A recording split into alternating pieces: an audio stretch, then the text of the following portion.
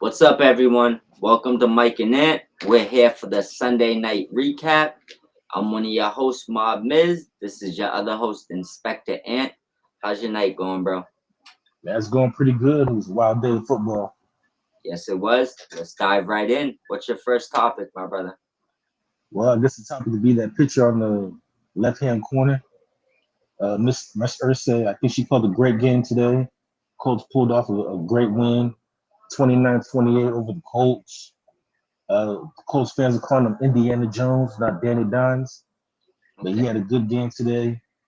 He threw he cleared 23 or 34 passes for 316 yards, one touchdown. Jonathan Taylor was awesome too. He had 25 carries for 165 yards. Daniel Jones had 6 carries for 2 yards and one rushing touchdown. Receiving wise, they had a Tyler Warren, who I said was my offensive rookie of the week last week. He had another good game this week. He had 4 catches for 79 yards and lead the team in receiving. As for the Broncos, they really didn't play that bad. I mean, Bo Nix played better this week than he did last week. Completed 22 or 30 passes, only 206 yards though, but he did have 3 touchdowns, one pick. J.K. Dobbins had 14 carries for 76 yards and a touchdown to lead the Broncos in rushing. And then Franklin had Troy Franklin had 8 catches for 89 yards and a touchdown to lead the Broncos in receiving. The Colts won this game by the skin of their teeth. They actually missed the game-winning field goal. Then they called a penalty. They got a second chance. They made it, and they won. But the story of this game, obviously, is the owner of the Colts, who's on the sidelines with the headphones on for the second week in a row. But this time, she took it a step further and was taking notes. And I believe had the playbook. It looked like Yeah, on. she had the playbook in her hand too. All right. Well, a few. First thing I'm gonna focus on bogus call at the end of that game, man. Yeah, Bogus call. That I get the safety rule there, but I feel like there also has to be a judgment call. Is did it look unsafe? Did you see him do anything that looked? It looked to me like he was jumping, his legs was dove into. At that point, if someone dives into your legs, your hand goes down, and typically that's how it goes. And he reached. I didn't see him get a boost off of anybody. I didn't think that affected the kick whatsoever. that kick was way wide right. Terrible, terrible, terrible, terrible call. Shame on the refs. Shame on the NFL. I have nothing in this game, for either team. So this is just outside looking in. But you can't do that. It's disgusting. You Maybe Carly Ursa, so she's on the headsets. Maybe she called into the NFL, told them to call that penalty. well, I don't know. But at the end of the day, disgusting. The Broncos won this game and have to fly home with a loss. That's the Yeah, first thing that I get from this game. The second thing I get from this game is when you have an owner standing behind you, holding playbooks, writing notes, listening to headsets, I'm going to rant. This is bogus. It's terrible. She's going to run a coach out the building and she's not going to be able to hire another one without promising she won't do this to them. First thing. For anyone that thinks that she's never going to have input, you're smoking some good shit now. Because don't nobody listen to anything and take notes that doesn't add input after. She wouldn't be taking notes. She wouldn't be listening. Now, I told you this off air. If she's writing down what they're calling verbiage, all types of stuff, right?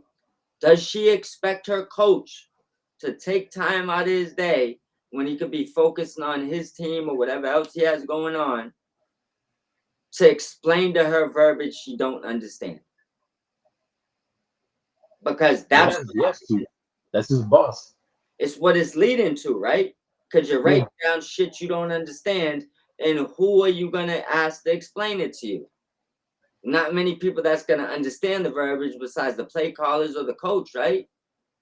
So you're gonna expect them to either A, take time away from their family time to explain this to you, or take time away from coaching the team to be better to explain it to you. She needs to get the F off the field. And this ain't a woman thing. I would say this if it was Jerry Jones. I would say this if it was Stan Kroenke. That's our coach. You pay the players, you pay the coaches, you trust they know what they're doing. That's why you hired those guys or your dad did, and you stay the fuck out their way. Simple shit. It's not really negotiable. Now, if the coach was 0-2, that coach probably already would be quitting. The fact he's winning, he's probably going to tolerate this a little bit.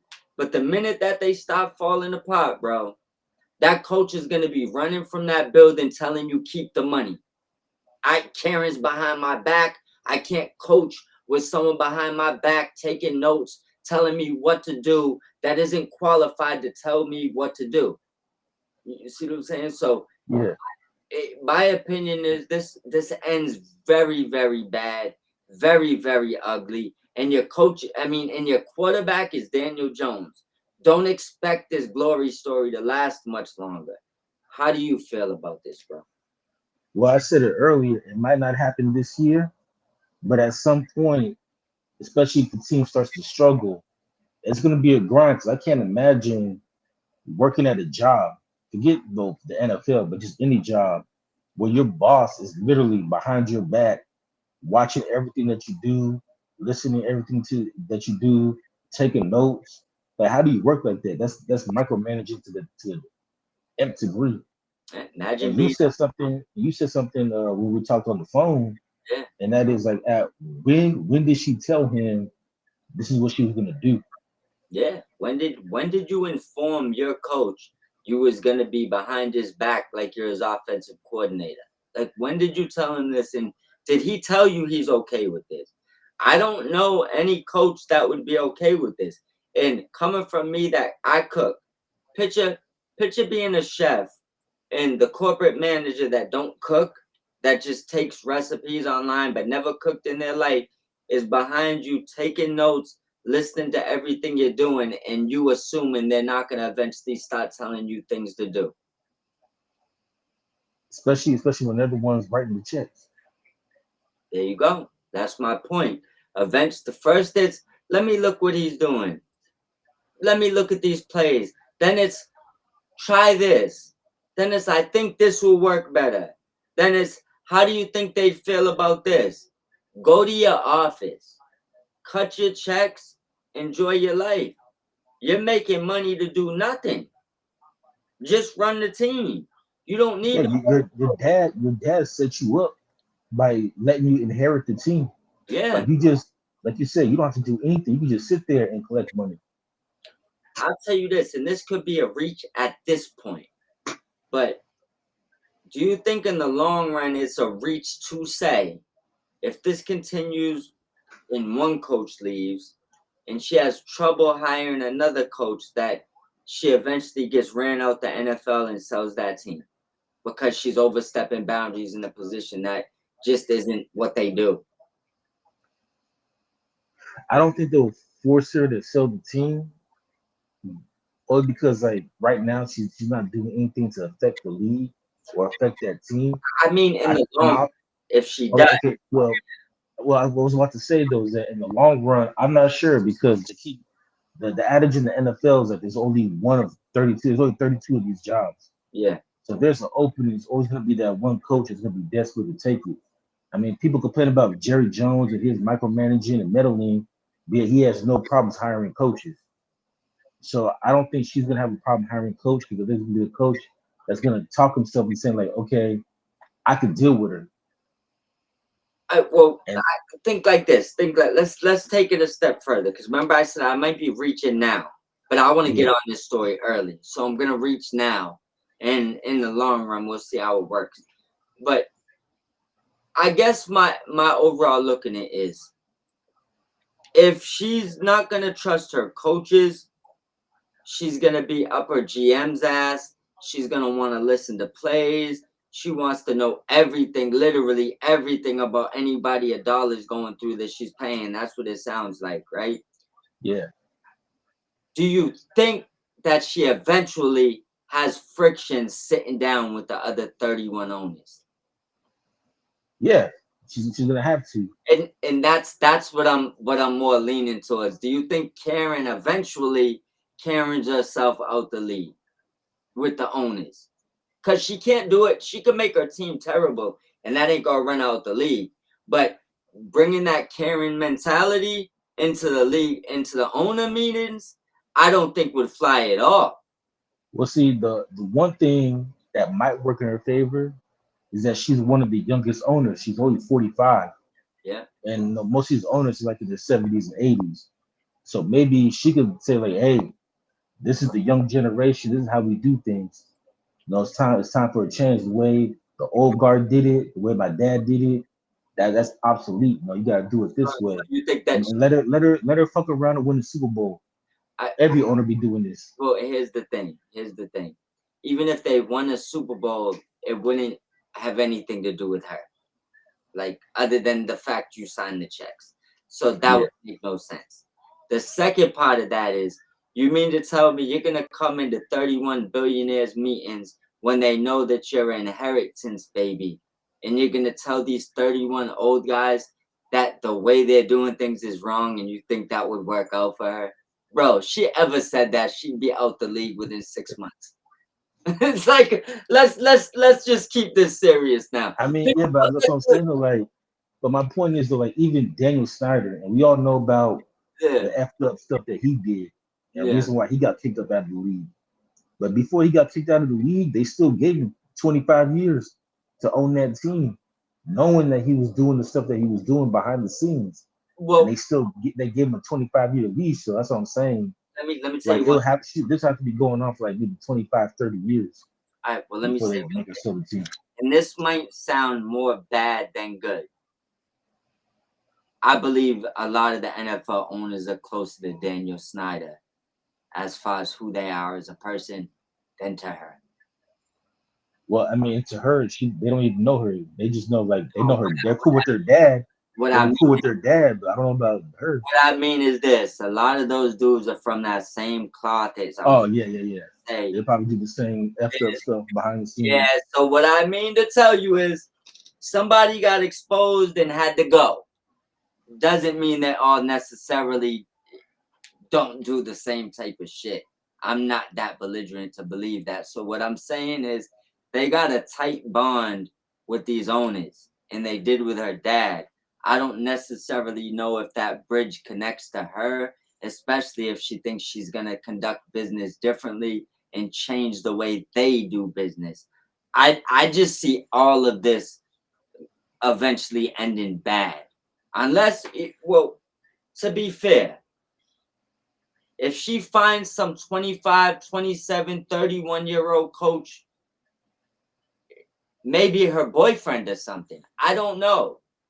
You might have somebody that could deal with this, but I'm just going to tell you that's the team. I don't know how far this bridge goes and this leash will go with the actual owners. Well, no. So what okay, like I brought up, she's the youngest owner, but I'm saying that like there's other, I guess, Nepto babies. I don't know what other phrase to put it. There's other like because like a lot of these owners, like I said, they're in their 70s and 80s. So when they pass on, the team's gonna go on to their kids, and they're gonna be around her age as well. So like maybe she could say to them like, "Hey, this is how we got to start doing things from now on." And do you think all these younger, like maybe Tony Khan, Stephen Jones, like do they follow suit? But like, hey, look at what Carly's doing. Maybe we should start doing the same thing. Tony Maybe our dads had it wrong. to do that shit. Tony definitely would be in to do that. But that I, all jokes aside, right? Let's get off of the Willy Wonka world of the way she's looking at ownership. Well, hold on. Before we get off of her, though, I will say this in her defense, Yeah, and I'm not even saying that it's true, but it's just logically, it's the only thing I could think of is that her dad hired these people. yeah. And so, unfortunately, her dad passed away. That's why she's now the owner of the team. But maybe she's doing what she's doing to say, like, okay, Is this the right people? Did my dad hire the right people to run this thing, or do I need to get my people in here? Well, here's what I'd counteract that. She doesn't know what she's listening to. So, That's true. what is she judging this off of? The way they talk, their language. Does she like the guy? Like they're 2-0. Like it comes down to what is at the end of the season. What does it look like? You make an assessment on the season. You don't make an assessment over listening to a bunch of things that you don't understand, especially when I know explanations over those things is going to be wanted, which is just time that coaches don't have, especially when your team, I don't care that they're 2-0. They're not good. It just is what it is. I ain't buying in yet. So you're overachieving and you're going to want explanations, which is going to stop them from coaching the team. Well, like that picture that we have up, she's looking at the play sheet, so it makes me wonder: does she even know what she's reading? No, she doesn't. But it's going to come with a lot of questions. And that's what I mean. Because you see why his arms is crossed like that. I know other football coaches do that when they're on the sideline, but I know exactly what he's thinking in that picture. Am I going to have to explain all of this stuff she's looking at? That's what he's thinking because he knows it's coming. So instead of Yeah. breaking down stuff to players, you're going to be breaking down stuff to an owner that can't do anything to help you. It doesn't like it's just stupid. But I want to get off of her so I could give kudos to Daniel Jones, man. That's what I'm gonna do. Get rid of the Danny Dimes name. I like the Indiana Jones because he's not really a dime thrower as far as totality of his career, and it don't fit with the great quarterbacks that he's played alongside with during his career. There's other guys actually throwing dimes. So give him the new I don't name. even know how you got that nickname. Yeah, me neither. I think it was a joke and it stuck somehow. But I do want to give them credit. We knew what Jonathan Taylor was.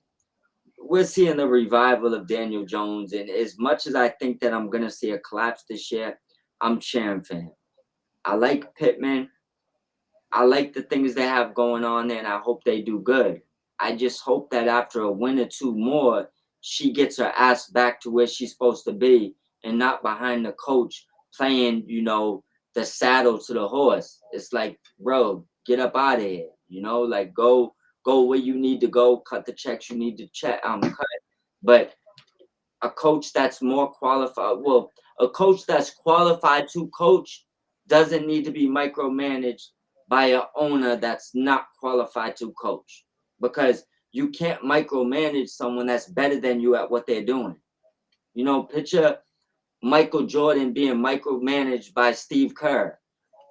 Like Kerr, you can't be out there trying to hover over Jordan and micromanage things because you know he's better than you at this at what you're doing. Well, no, it'll be like you know, God rest his soul, but it'll be like Jerry Buss trying to micromanage Phil Jackson back in the day with the Mhm. Lakers.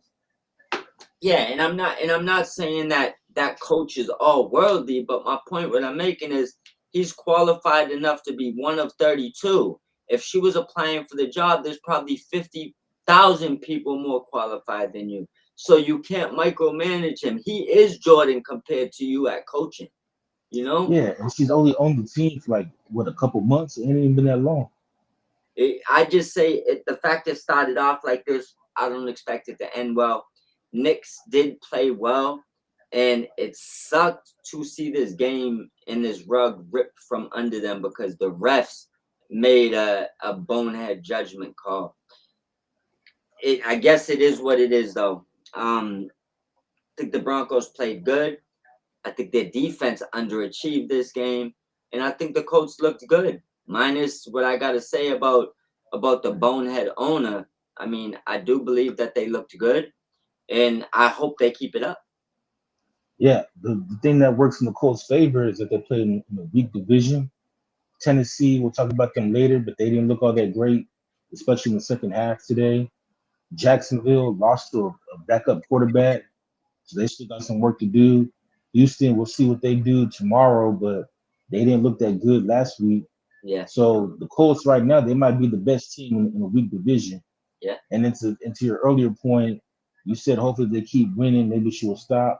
I don't think she will. I think if they keep winning, she's gonna continue doing what she's doing because she might think I'm the reason why. But so far she's been on the sidelines for the first two games Yeah. and they won both.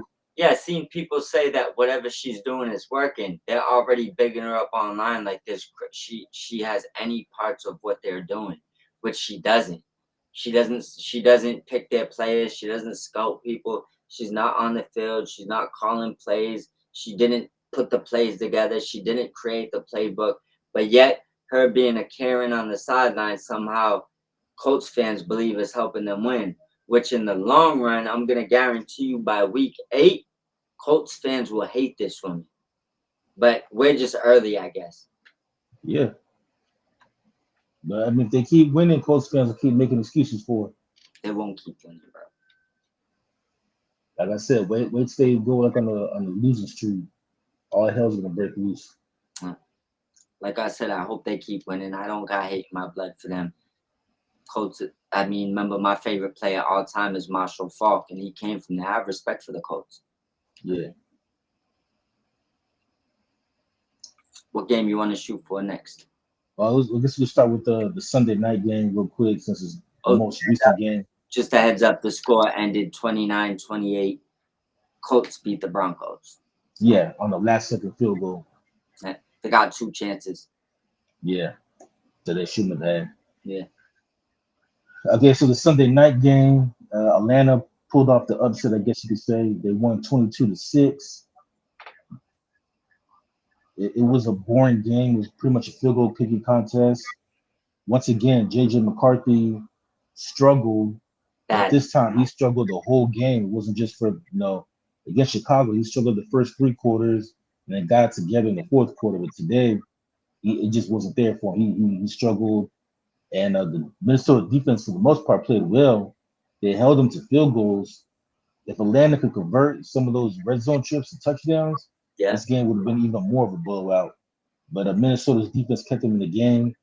Michael Penix, I think he played well. He only attempted 21 passes. They completed 13 to 21 for 135 yards. Bijan Robinson helped my fantasy team. Had 22 carries for 143 yards. Also, too, speaking of fantasy, I played you this week. Yeah. Looks And good. then, yeah, my dumbass bench Jared Goff, and he had like one of the best games ever. Oh, I told you that Yeah, he was gonna kill that Ben Johnson narrative. I'm waiting to talk about that game, boy. Oh, yeah. So, but Bijan Robinson had 22 carries for 143 yards to lead them in rushing. Tyler Algier had 16 carries for 76 yards and a touchdown. Drake London had 3 catches for 49 yards to lead him in receiving, but he did have a terrible fumble yeah, I think it was the second quarter, just trying to do too much. But sometimes it's better just to just go down and let him tackle you. But yeah, I think Atlanta they played all right. I do wonder though, Atlanta. Sometimes I feel like their offense is still like right-handed because they ran like a couple screenplays where they had Michael Penix thrown to his right instead of his left. And yes, it just looked awkward to just to turn like his whole body just to do like a dump off. yeah, It's like why not run that play to the left hand side knowing that you have a left hand quarterback? yeah. So it just make it easier for him. Makes it faster. You want those runs Yeah, to go fast. So I don't know. I seen that too. I guess it's maybe to throw the defense off because they're expecting him maybe to throw it to the left, but it just came off as awkward. yeah. Like if you're gonna run a screen pass, like you said, it has to be quick. So just do it to the left hand side, Yeah, knowing that you got a left handed quarterback. Why make it more difficult than it need to be? yeah, And then one of those plays too, because they made it so difficult, he short armed it and it Robinson picked it up off the ground. yep. But what were your thoughts on this game? What was JJ's turnovers this game? Two picks, a fumble. Yeah, he had 3 turnovers. He had 2 picks and a fumble. He completed 11 of 21 passes for 158 yards, but he did have the 2 interceptions. Yeah, So he threw for more yards than Penix, but he had a lower completion rate, and he got sacked 6 times in this game. yeah. He So was. they put pressure on him. Yeah, he was getting killed, but he also wasn't really hitting anything. He had wide receivers in stride. he had things that he could have did that he just wasn't doing. He looked like a rookie today. This was his welcome to the NFL game. I think I tweeted it. Atlanta's defense looked good. Penix didn't really do a lot, but he did enough. I told you he was my number one quarterback coming out of the draft last year.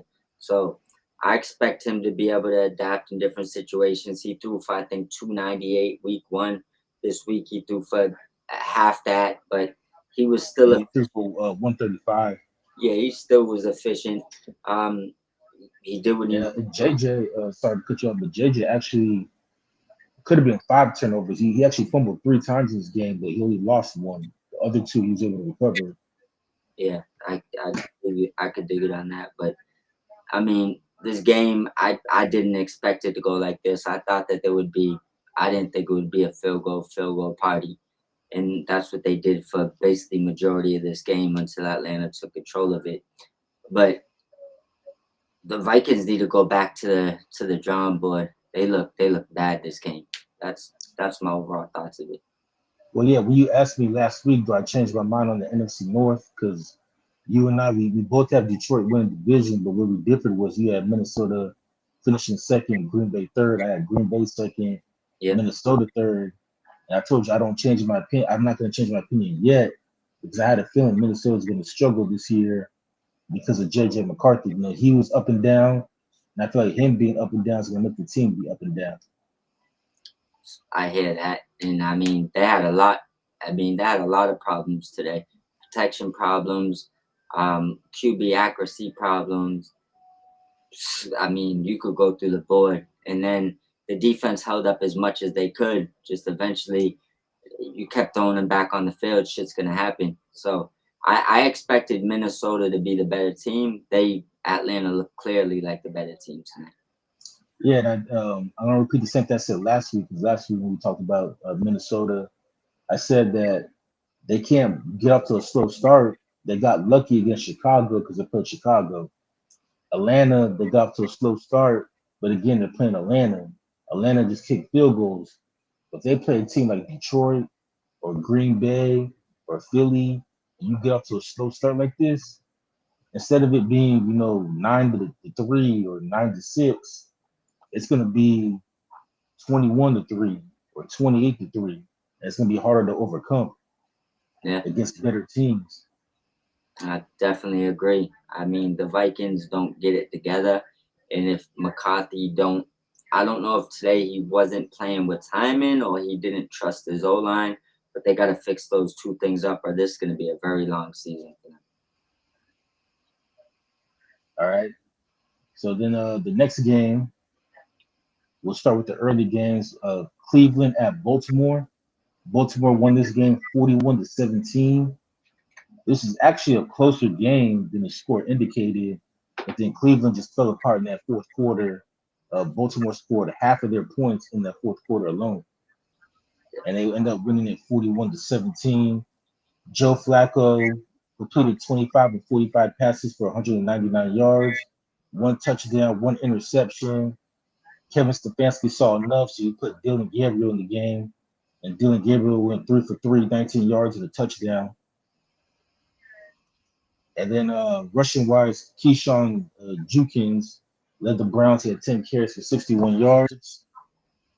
Jerry Judy led the team in receiving, had 4 catches, 51 yards.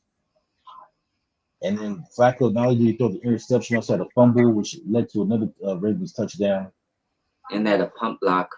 Yeah, that a punt block too. So special teams.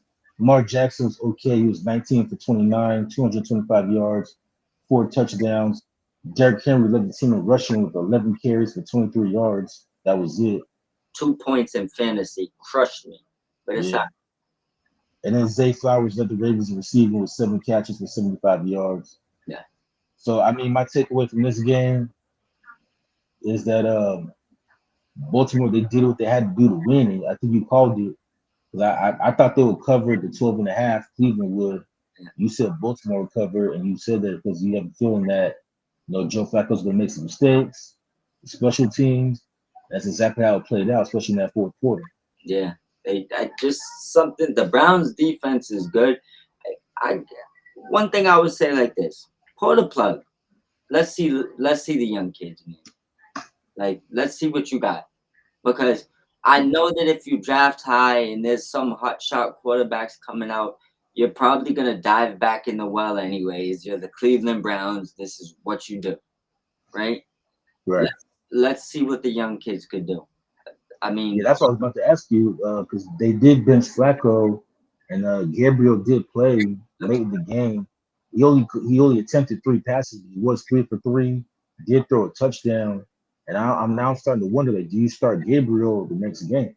yes, you do. Yes, you do. For what it's worth, those three passes looked good, and he threw a nice touchdown. So let's get him the game time. Let's get him the game. You know, let's get the games going. Let's get him up to game speed. Let's see what he can do. Whether he gets blown out or not, you got blown out anyways. Yeah, with Flacco.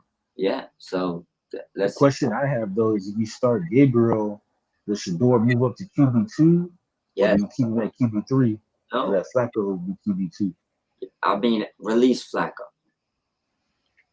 at this point. It is what it is. He's good backup quality depth for a team that's chasing a ring. That's what Joe Flacco is, right? Yeah. Let's see what Gabriel can do, and let's put Shador at two, and see the experiments of both of them. Or if the rumors are true, and we'll talk on this in another episode, trade Shador, whether it's to the Niners or whoever you're gonna trade him to. Not the Niners, but um, and I guess at that point, Flacco's your two. But why is Flacco gonna want to be a two on a losing team? I feel like Flacco should be on a winning team for depth. You see what I'm saying? That's just my overall opinion. I would say release them, and let's cut these young kids free. Let them play. Yeah, I agree. I mean, you're not making the playoffs with Flacco, so at this point, like, what do you have to lose? I understand Kevin Stefanski is trying to keep his job, Yeah. but I mean, at this point, you might as well play the rookies, start Dylan Gabriel, see what he got. And you made the point in the off during the preseason, if Gabriel or Sanders plays well enough, maybe it gives Stefanski another year. Yeah. That's what Flacco's not gonna save your job, bro. One of these Nah. kids looking good by the end of the year is going to save your job. So you got to get them in and figure out what you can do there. As for Baltimore, I mean, they did what they had to do to win. Yeah. To me, it wasn't really like much to write home about. Derrick Henry was not all that good. Lamar was just okay in this game. There's a story you missing. There's one you missing. There's a story to write about is their rookie field goal kicker. Oh Look, yeah, he's the only story that came out of this game. Other than that, I don't think anybody expected the Ravens to lose. Whether you expected them to blow them out or not is subjective. But that kicker, he looked good. They found something. They have a knack to draft great kickers. yeah, and Justin Tucker did him a favor Yeah, because he was asked last year, yeah. and so they were able to use that as an excuse to release him, and they didn't, and it gave him an out to not have to talk about his charges that he's facing right now. Yes, it did. they they lucked out with that. He's Deshaun Watson 2.0. Yeah, and right now no team signing him, so he's out the league. Yeah, So the next game is Jacksonville versus Cincinnati. Cincinnati got the win 31-27. Jake Browning with a go-ahead touchdown at the last second.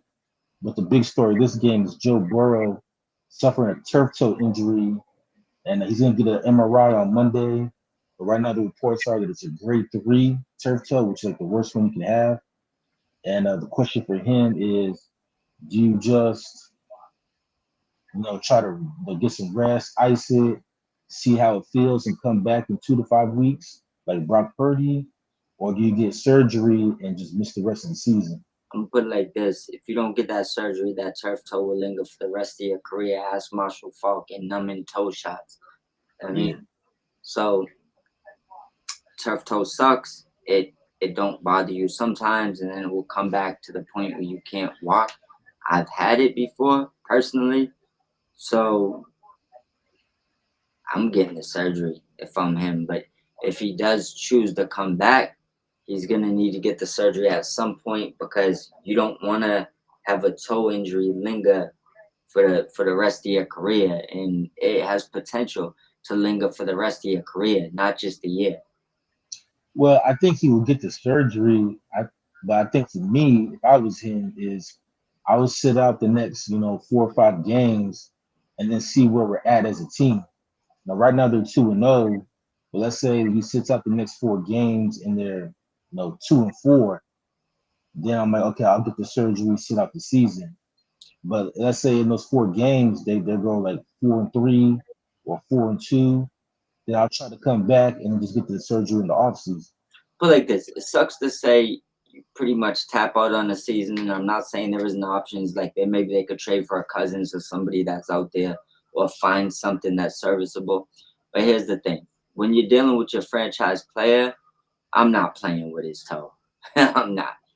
I mean, one season ain't gonna is not anything to finding out 2, 3 years from now he has a lingering toe injury and there's arthritis popping off and there's all types of things coming in and he just can't plant his foot. No, bro, go get the So you surgery. don't you don't think he could just wait until the end of the season to get the surgery?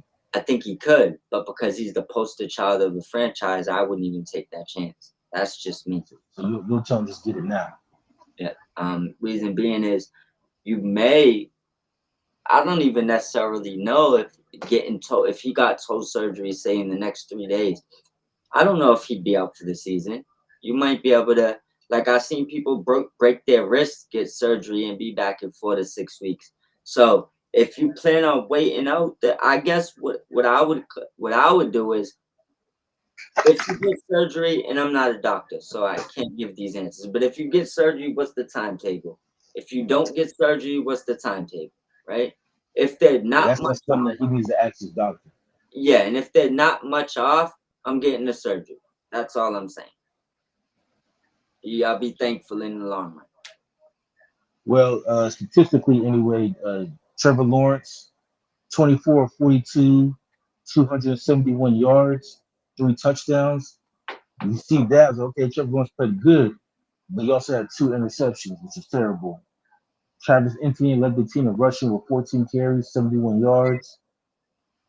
Yeah, Parker Washington led the team in receiving, 5 catches, 76 yards. For Cincinnati, Joe Burrow, before he got hurt, was 7 to 13, 76 yards and a touchdown. Not too bad for only 1 quarter. But then Jake Browning, yeah, he got the win, but he was terrible. He was 21 to 32, 241 yards. He threw 2 touchdowns, but also had 3 interceptions. And that's why I said if I'm Joe Burrow, I might want to see where we're at before I decide to maybe get the surgery. Because if Jake Browning plays like that, they got lucky today. But if Jake Browning plays like this while he's gone, that team's not going to make the playoffs, so even be close to being a playoff team. I think Jake Browning could play better. It's a little bit different from being thrown into the fire and then having a whole week to prepare. So Yeah, I don't think Browning's the worst backup in the league, and he clearly did enough to win even after the 4 interceptions or however many he threw. It was a lot, yeah. right? So the Bengals as a team beat the Jaguars with a backup quarterback. I think they'll be just fine. I think the Jaguars are a little bit better than people understand. And if he could win 3 out of the next 6, they'll probably still could get to a playoff spot. So Well, they'll put him at 6-3. yeah, so I mean 5-3. Sorry. either But way, he was smart though. He knew who to get the ball to. Jamar Chase, 14 catches, 165 yards. yeah. Well, regardless of what's going on there, they need more from their O line and they need more from their running back. Well, to the old line though, we've been saying that since Joe Burrow's been in the league. Yeah, but All his injuries have happened because he's gotten sacked. basically, I guess what I'm saying with Joe Burrow, it doesn't matter as much. With Browning, there's a lot bigger sense of emphasis there, I think. So that if I was them, I would probably bring in, maybe make a trade to get something to solidify something on that line, so at least one side of it's protected. But that's going to be the main concern with them because Chase Brown can't get going, and Browning's not going to be able to survive behind that line and be able to make the plays like a Joe Burrow. They should bring Lahil Collins back. I think the Cowboys cut him during the preseason. Well, they need to figure something out. If they could solidify at least even the tackle spots, I think that Browning could win half those games. They're loaded on offense. He got enough, but they need Yeah, more from that line and they need more from Chase Brown.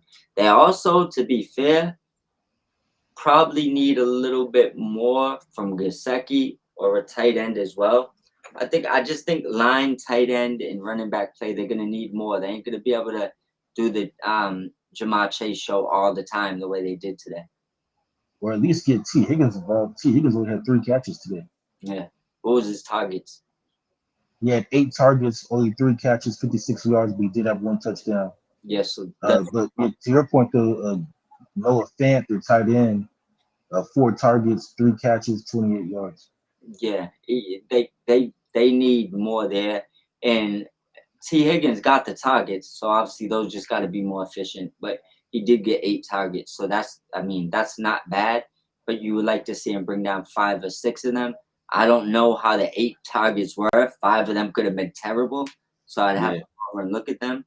But 8 targets, he just got to come up with more with 8 targets.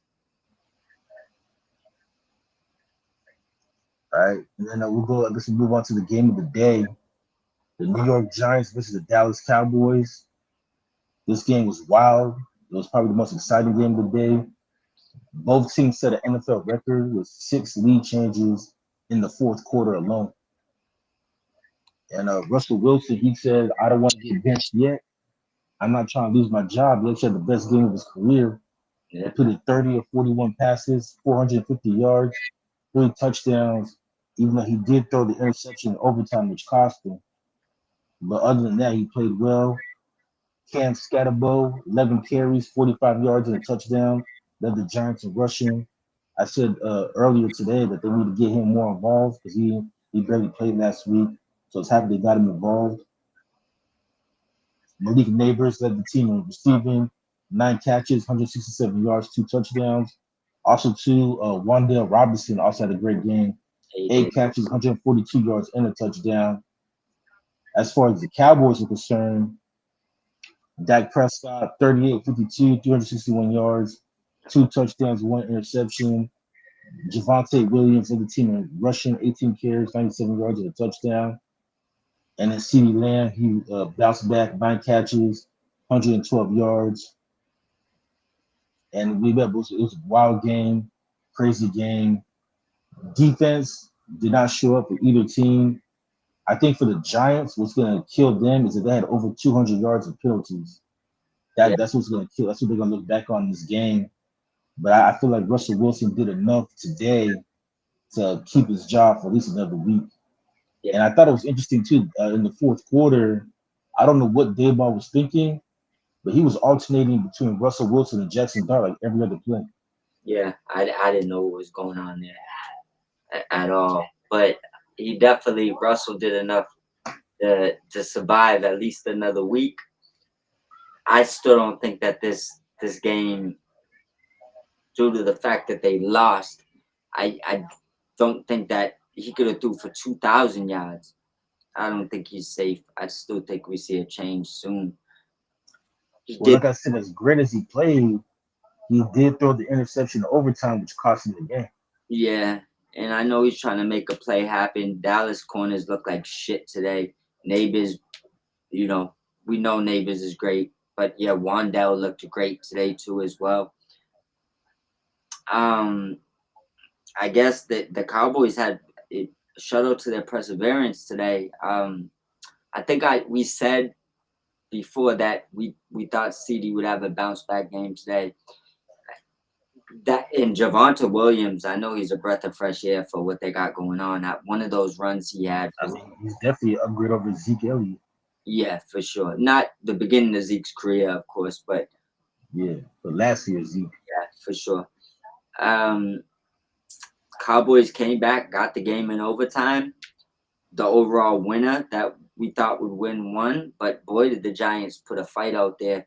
It's games like this that have saved Dayball for one more year. It doesn't matter the quarterback. If you're in games like this, you will make it through the year, even if you lose more than you win, right? Because they see that. Yeah, because the owner will see like the Mara, the Tish fan will see like, okay, this team, yeah, we lost, but they're playing hard. Yeah, They're giving effort. yes, and and you got a young quarterback too. So if Russell plays like this, he might make it the whole year. I mean, but I just think the win-loss record is why we see that. But I think as long as we see the Giants play hard and Doc plays decent enough when he comes in, Dayball is safe for another year. Might not. Yeah, I think for Russell Wilson, the question for him is, can he play games like this every week? I'm not saying it's to throw for 450, but if he could just look better than what he did last week where he was terrible, can he play like this every week? Or was just like, or there's just this one game where Russ just like went back in time and the 2014 Russ and just had a good game, or can he be more consistent? Because if he's not consistent, then we're gonna have the same conversation next week about Jackson Dart. Yeah, I want to say I said this on one of our interviews. I'm gonna have to go back and listen, but Russell Wilson's only good at deep balls. That's why if you notice today, they let it go and they'll hit a lot of those because he throws a easily catchable rainbow football down the field, which gives you room to run as a wide receiver to run under it, find the ball, potentially draw pass interference, and make a lot of easy because he got a big arm when it goes the arch going down the field like an arch. You know what I mean? Yeah, So everything else he lacks. So if you're gonna let Russ throw down the field, I believe he can throw it for a lot of yards every game. It's just about when you start looking at the other stuff, how do you trust the down the field ball? But when you really look at it, he's good at the down the field ball. He just ain't good at anything else. And he's not really that mobile no more. yeah, but the problem is though, not every secondary is gonna be as bad as not every secondary is gonna be as bad as the Cowboys secondary. But here's the Like thing. next week they play the Chiefs. The Chiefs are gonna give up as many deep balls as the Cowboys did. Think of it like this. Think of it like this. They looked good last week versus the Eagles. They Yeah, that's true. hell, I they mean, I'll give them that. I'll so give them that. and we'll get into their quarterback on the Eagles situation a little bit later, but they look good there versus arguably two better receivers as a duo. Like I don't even think that's up for debate. AJ and Smith versus Wandell and Neighbors. I think most people would say AJ and Smith are better, right? But the Eagles didn't even test their secondary because they don't And really throw deep balls like that. I think that's the difference, is what I was gonna get into, right? Maybe the Cowboys are not that good in the secondary. Maybe the Eagles just are not. I mean, maybe they're just superior to the Eagles' passing game. But all I know is that what Russ did, I don't know if he exposed them more than just showed he's good at the deep ball. I mean, when you throw that ball up in the lights, it gets lost. It comes down to who's going to track it the best, where the ball location is, who's better at locating the football, things like that. So it could be an outlier. They might be really good because I'm big on Diggs and Bland, right?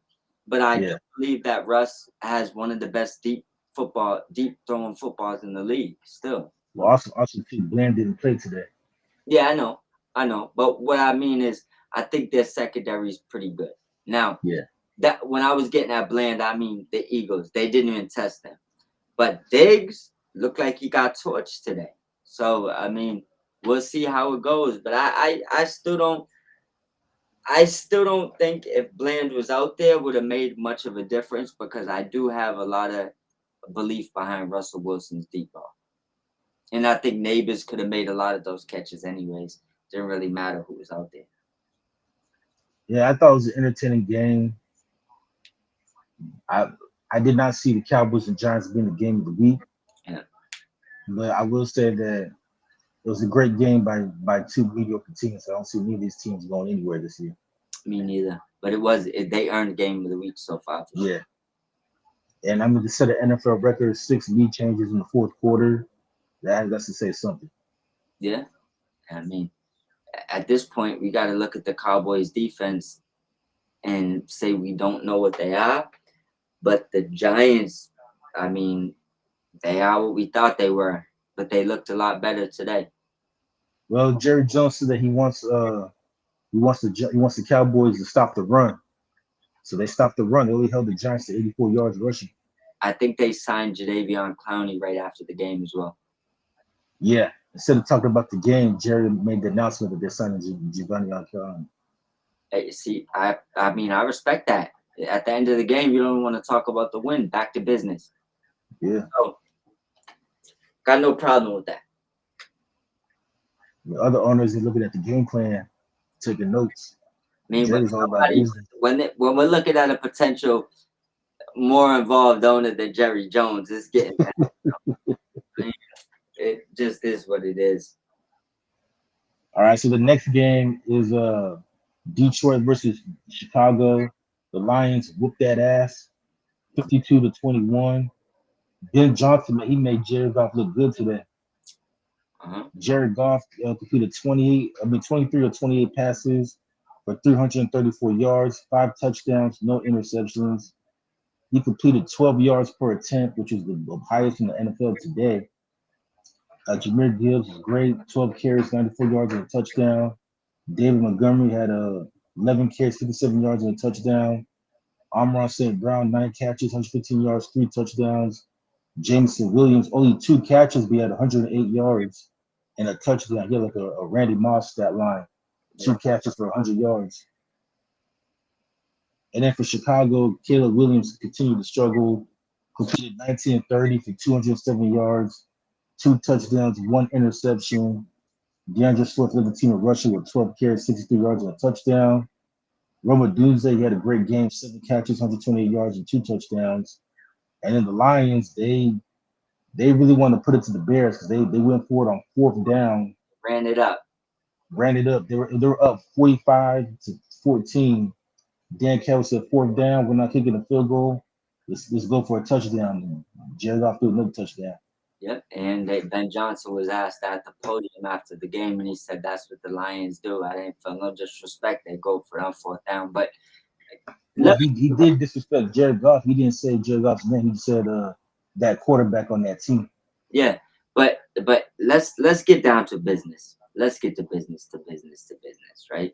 All right, First of all, Roma Dunze looks good. Last year he does.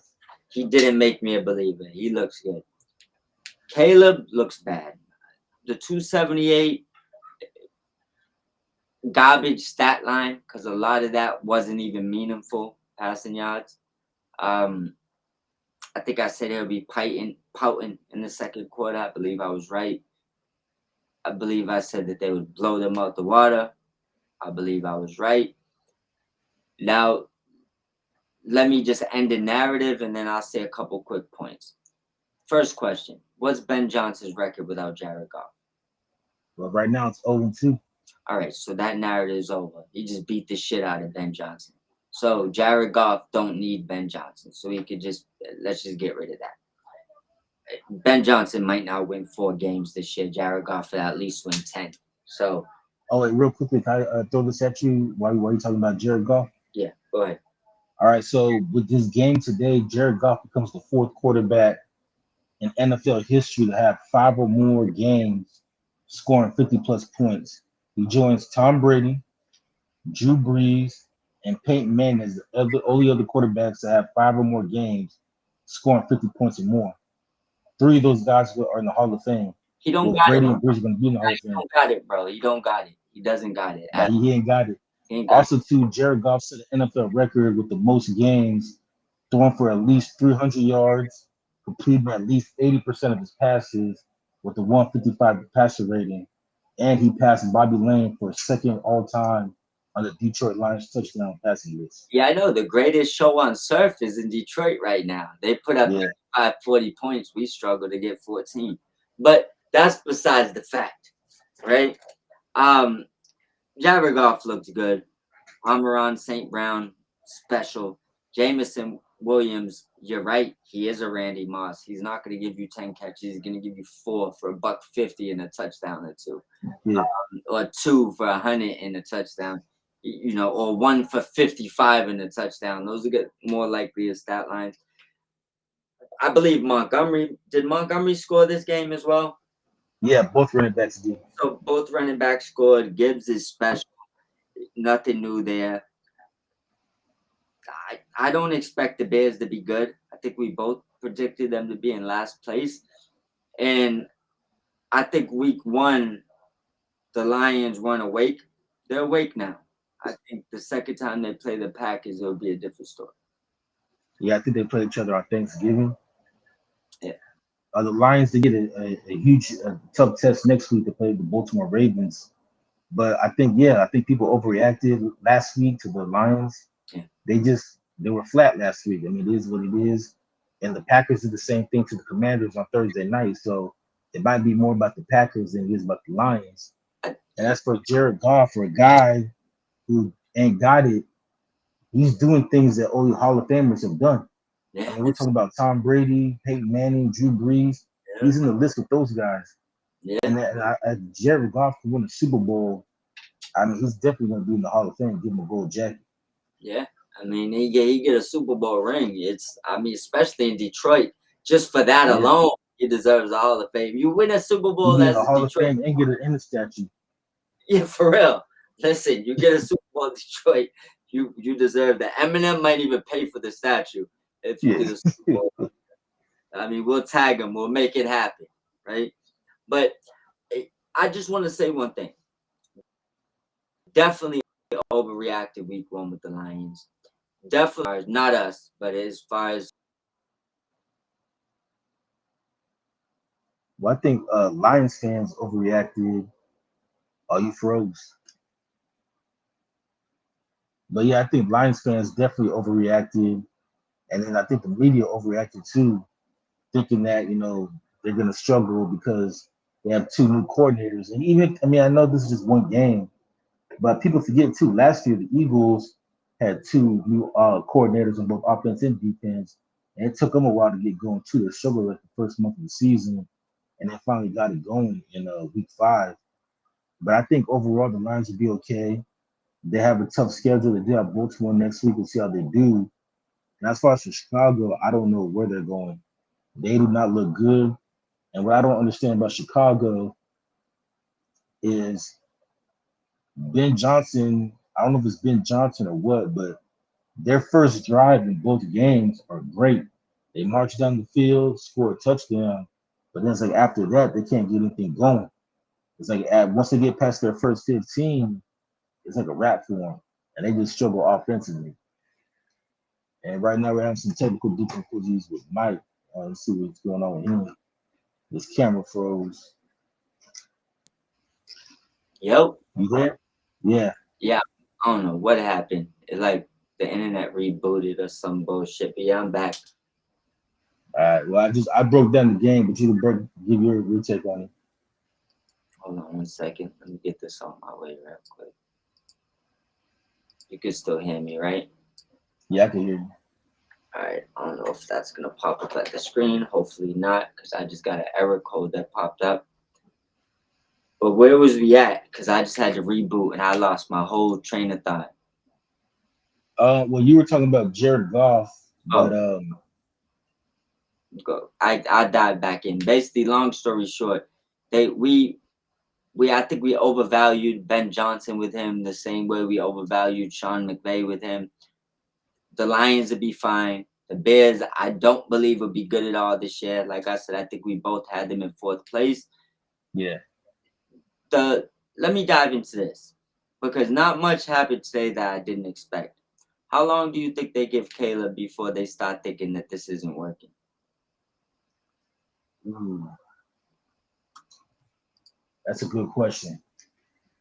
I think it depends on where they finish because remember with Justin Fields, we had the same conversations, and it wasn't until they got the number 1 pick was like, okay, we got to take Caleb and we're going to get rid of Justin Fields. Yeah, And so if it's the same situation where they were picking number 1 again, yeah, then I think they get rid of Caleb. Right now, the reports are that Arch, a lot of scouts feel like Arch should come out in 27. Yeah, He's too inconsistent right now. He needs to develop more. But Carson Beck out in the University of Miami, he right now looks like to be the number one pick. He's balling out. So we'll see. But I think for the Bears to get rid of Caleb, I think there'll have to be that situation where they're picking in the top, maybe top two or three. But I did say this though, when the thing froze, is I don't know if it's Ben Johnson or if it's just the offense in general. But it seems in both games against the Vikings and the Lions, their opening drive, that offense looks great. They're clicking and they march down the field and scored a touchdown. So it feels like once they get past those first 15 plays, they struggle. And I don't know if it's Ben Johnson's play calling or it's just not the offense not, executing. yeah. But it seems like after the first drive, they can't get anything going. Put like this: is it fair to say the Lions today look similar to the Lions last year, and we Yeah, haven't seen the Bears look anything like the Lions when Ben Johnson was there? no.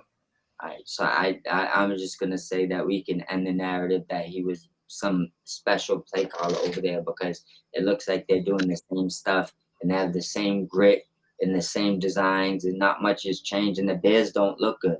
I don't see special play calling. I see a lot of tunnel vision on the Doomsday, and I actually see more bad play calling than good from the eyes can see because I don't know if I, things is missed. Blocks could be missed, people could be out of place, stuff like that. But what I'm seeing doesn't look like a, a very well coached team, in my opinion. Ben Johnson, and I know it's still too early to tell. He's only coached two games, but so far through these first two games, you know what he reminds me of? Adam Gase. Mm. Adam Gase, he was the offensive coordinator with the Broncos when Peyton Manning was setting all those records. And the And Dolphins, yeah, and the Miami gave him a head coaching job, and Miami never looked anything close to that Broncos offense. And then once Adam Gase leaves, the Broncos they went ahead and won the Super Bowl with a worse offense but a better defense. yeah, But he was never able to duplicate his success in Denver with Miami. Like Miami never looked anything like that. yeah, and people don't realize that a lot of this can be culture regulated. Like it could be a conglomeration between tight end coaches, QB coaches, running back coaches, offensive coordinator, O line. Like you don't know which one of them is really special. But just from these two games, what I'm looking at, it doesn't look like he was some whiz kid over there because it doesn't look No, like he's doing much.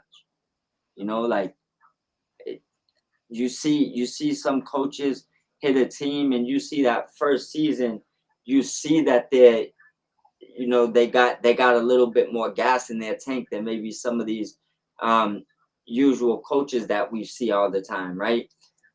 I don't see that with Ben Johnson. I see a lot of gas, but the steam isn't there for some reason. yeah, and I think it's also too. It's time we might start to put a little respect on Jared Goff too. Like maybe the reason why Ben Johnson looks so good is because he had Goff as quarterback. Yeah, people don't want it. People don't like to admit they're wrong, especially ESPN people. There's more golf haters than there are golf supporters as far as on the media.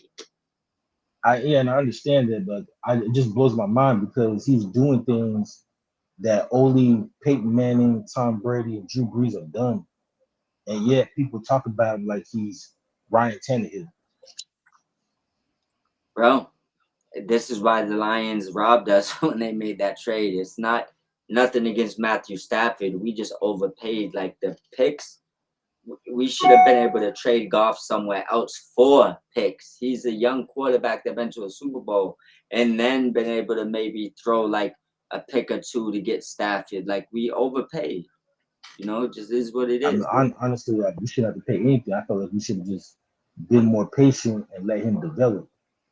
Honestly, I felt at that time, and I could have been crazy. I felt like Goff and one first round pick was enough. We're giving you a young franchise quarterback that's locked into a contract at the time. You're giving us, and he's been to a Super Bowl and wasn't 27 at the time, and you're giving us, He was barely 25, maybe. yeah, like I was gonna say not even 26, but and you're giving us aging veteran that's disgruntled that has a short time life, and didn't have a contract. So I felt like we should have been getting something in return. He wants to leave. Our quarterback didn't ask to leave. So it's like typically to get the young guy, you should be giving us a pick with the guy that wants out. It just mind boggled me. We had to give up 3 picks and the young franchise quarterback for someone that wants to leave your building. It just Yeah, seemed a little ridiculous to me. yeah, I didn't understand at the time. I mean, we won the Super Bowl. That's cool, but I just felt like it was the trade at the time, and I still feel this way now. 5 years later, that the trade was very short-sighted. Yeah, Like, yeah, in the short term, it worked, but in the long term, you just made Detroit better. yeah.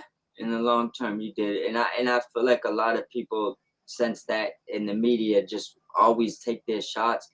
Anytime Goff has a bad game, it's worldly. They're gonna be on this boy's ass, man. But when he's balling for 8, 9 weeks in a row, they act like it's supposed to happen. But let that mistake come.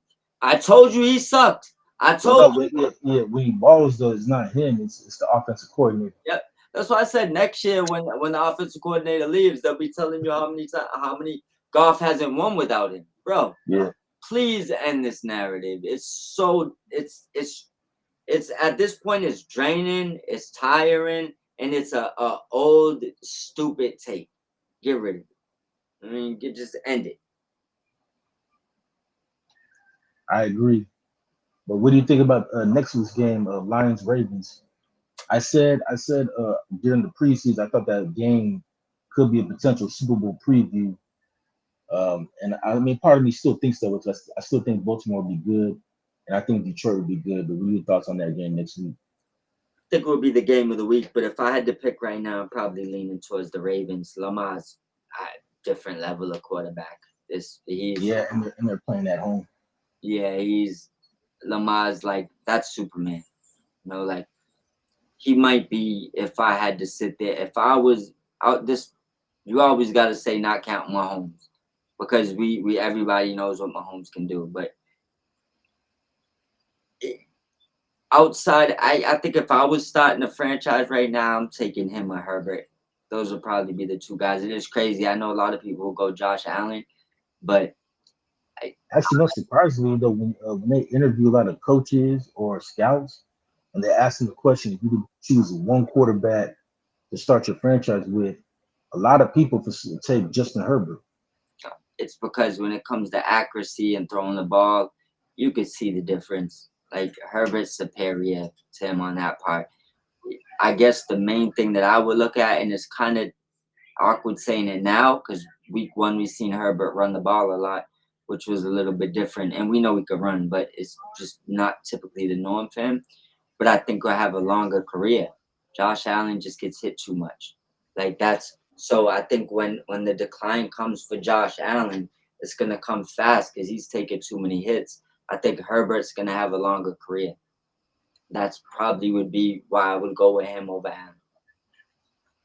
Well, but I think Herbert too is finally where Jim Harbaugh is getting out the proper coaching. Harbaugh played quarterback in the NFL for many years, and we saw what he did with Alex Smith, turned his career around. Colin Kaepernick had his best success under Harbaugh, and I think Justin Herbert will continue to get better under Harbaugh as well. Yeah. 2 weeks in without even watching them play, just watching the Chiefs, the Broncos.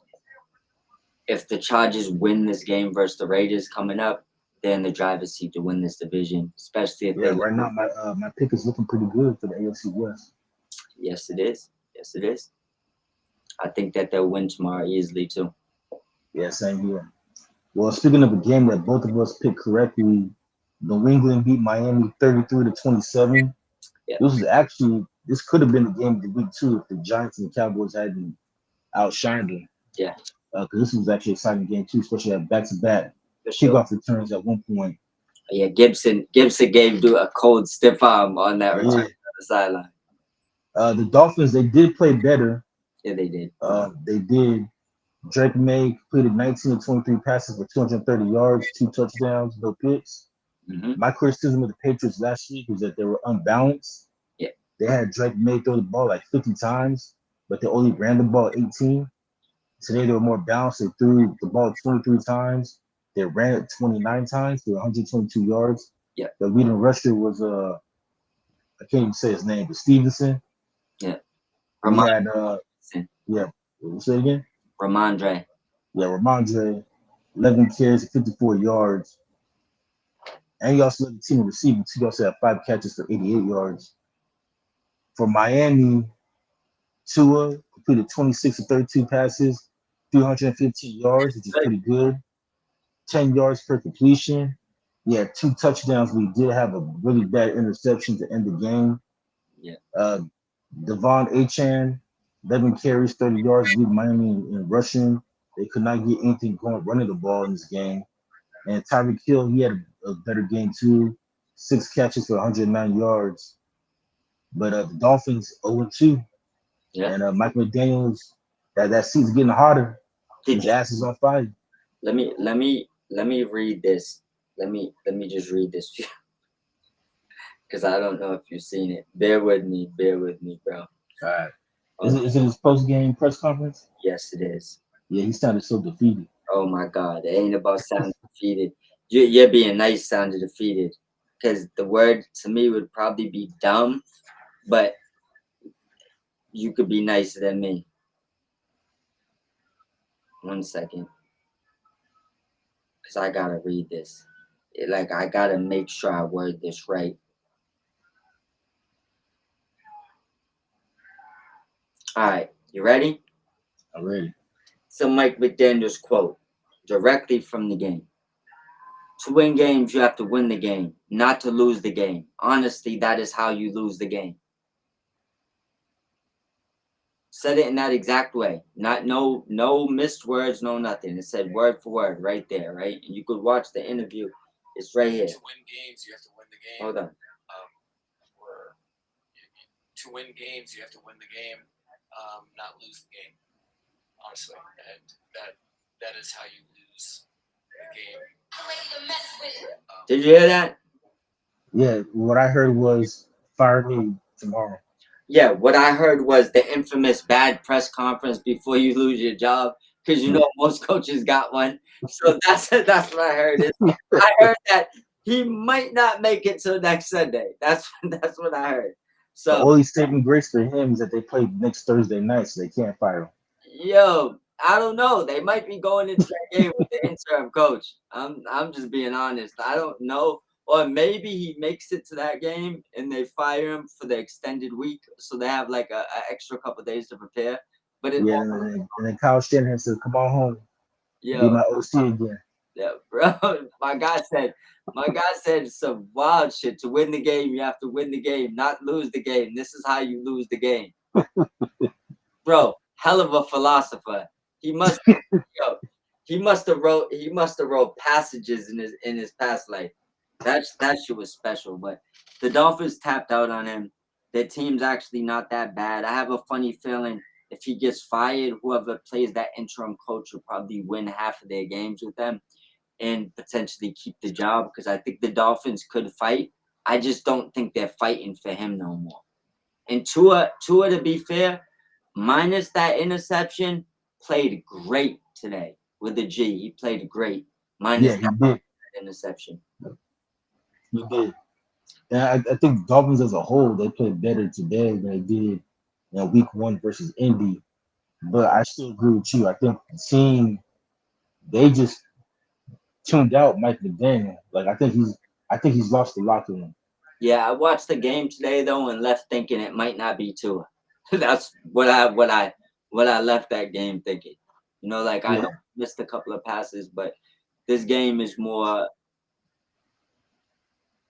I this game says more about Mike McDaniel's than it does about the team, and I want to do say that the Patriots look good today for the most part of the game. I won't say as far as defense, but Booty, my lord, he's playing out of his mind. They found something there.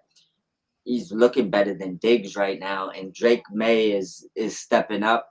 He's looking about how we thought. I think they do need more from Henderson. Henderson is it Hendrickson or Henderson? The running back that Trey Henderson is named that the running back they drafted. They need more from him. But Ramondre Stevenson played good today. He does have the contract. So I guess technically, as long as he plays good, there's no problem keeping him going because you got Henderson behind him for 4 years anyways. So I liked what the Patriots was doing, and we knew the Dolphins were tapped out. Yeah, I mean, Henderson only had 3 carries today. Yeah, that's what I'm saying. They need more there. I guess I could use a Sean McVay quote and say they need to find a way to get him more involved. Well, yeah, they do. Yeah. But I think it was a great win for New England, Miami, and then for Miami too. When it comes to Mike McDaniel, I was actually surprised when they talked about he was on the hot seat because his first 3 years they made the playoffs. His first 2 years, Yeah. they had the bad year last year, but I just chalked that up to Tua was hurt. He was out most of the season, so I thought, okay, with Tua healthy coming back, Miami should be okay. But it just seems like when the owner says that like the coach is on the hot seat, the team just gave up and it's like, okay, like F this guy, we ain't gonna try, we ain't gonna play for him. Some teams will fight for the coach and some teams won't. I guess that tells you what they really think about him. You know, Yeah. they're not interested in playing. So, and even though it looked like Tua in the offense was interested in playing. Unfortunately, there's more people not interested in playing on that team for that coach than there is that are playing for him. Because Tua is playing for him. You could see it. Tua is doing what he can do out there. But Well, you can see it too in Tua's comments last week, where you said that like the team's play was un I can't think of the word right now. What I was trying to say, it was unacceptable. Like the team play was unacceptable. And I think Tua was the one that led the charge for that players over leaving they had last week. yeah, I'll say two things. Mike McDaniels believes in Tua and he got him paid. Yeah. McDaniels get fired, Tua might never start a game again in his life. So it's kind of they're at the hip right now, depending on who they bring in. Unless the owner feels a certain way about Tua and brings in a coach that likes Tua and like makes sure he finds one that likes him. I would say when McDaniels goes out the door, Tua is done in Miami. Well, remember though, the reason why things went sour with Brian Flores is because in that draft, Brian Flores wanted Justin Herbert. Yeah, The owner wanted Tua. yeah, Obviously, the owner's gonna win, so they drafted Tua. And Brian Flores just never really he didn't even play Tua really. He was stuck with Ryan Fitzpatrick. yeah, And then they fired Brian Flores, brought in Mike McDaniel, somebody who actually believed in Tua, and you see Tua flourish under that offense. yeah. So it'll be interesting to see if the owner still feels the same way now as he did during that draft and try to keep Tua.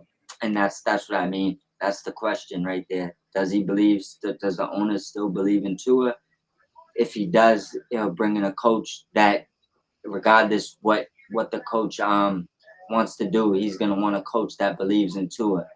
If he doesn't still believe in Tua, we'll see quick because I think Tua probably be released. So we'll see how it goes. I don't think he's even remotely close to being traded to anybody. Like I don't think nobody would trade for him with that contract. Yeah, I'm saying also too if they cut him, I don't know what the cap hit's gonna be. I don't think it matters when you give up. Yeah, that's true. Mm. All right, so the next game will be Niners versus Saints. San Francisco got the win 26-21. Mac Jones played great. He completed 26 to 39 passes, 279 yards, 3 touchdowns, no interceptions. Christian McCaffrey led the team in rushing with 13 carries, 55 yards. Juwan Jennings led the team in receiving, 5 catches, 89 yards, and a touchdown. Spencer Rattler, he played okay. Well, actually, no, he was kind of bad. He completed 25 34 passes for only 207 yards, but he did have 3 touchdowns. It was really a short passing game. Alvin Kamara had 21 carries for 99 yards. And I can't say his name. Olave has led the team receiving, 6 catches, 54 yards. So Saints Niners, the defense stepped up. They had the strip sack again for the second week in a row to close out the game. But Mac Jones, this was probably the best I've seen Mac Jones since his rookie year. Yeah, I got one thing I want to ask you to look up. Right, All right. I think I know week one. How many targets in the passing game did Christian McCaffrey have, and how many did he catch this game? He had 7 targets and he caught 6 passes for 52 yards, and he also had a receiving touchdown. All right, so 7 targets, 7 passes, 6 catches, and 13 carries. That's 19 touches. Yeah, You, and maybe I'm reading between the lines a little bit too much, right? But week one, I believe he had 22 carries and 13 passes.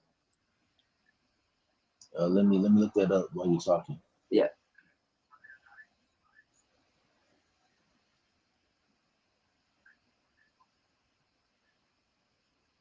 So yeah, week one he had 22 carries and he had 9 catches How many for targets? 10 targets. So it was 10. I was off So you on that. yeah, so this week they cut down his workload a little bit, but Yeah. it's still a lot. Yeah, but what it comes down to is coach might believe in Mac Jones a little bit more than he do in Purdy. Hey, but Mac Jones, that's the quarterback he wanted I see 5 years ago. by the helmet, he would have kissed him if there wasn't a helmet there. I seen it after that touchdown pass to McCaffrey. So, like I said, maybe I'm reading between the lines wrong, but I feel like whenever Purdy's out there, McCaffrey's getting 20 handoffs and 10 passes.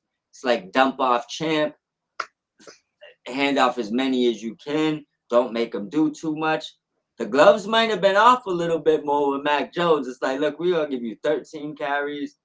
We don't need you in the passing game as much. I know he could throw a little bit. You know what I'm saying? So I'm interested to see how this goes into the next game and if McCaffrey's workload stays down and Mac Jones continues to look good, if those passing attempts go up.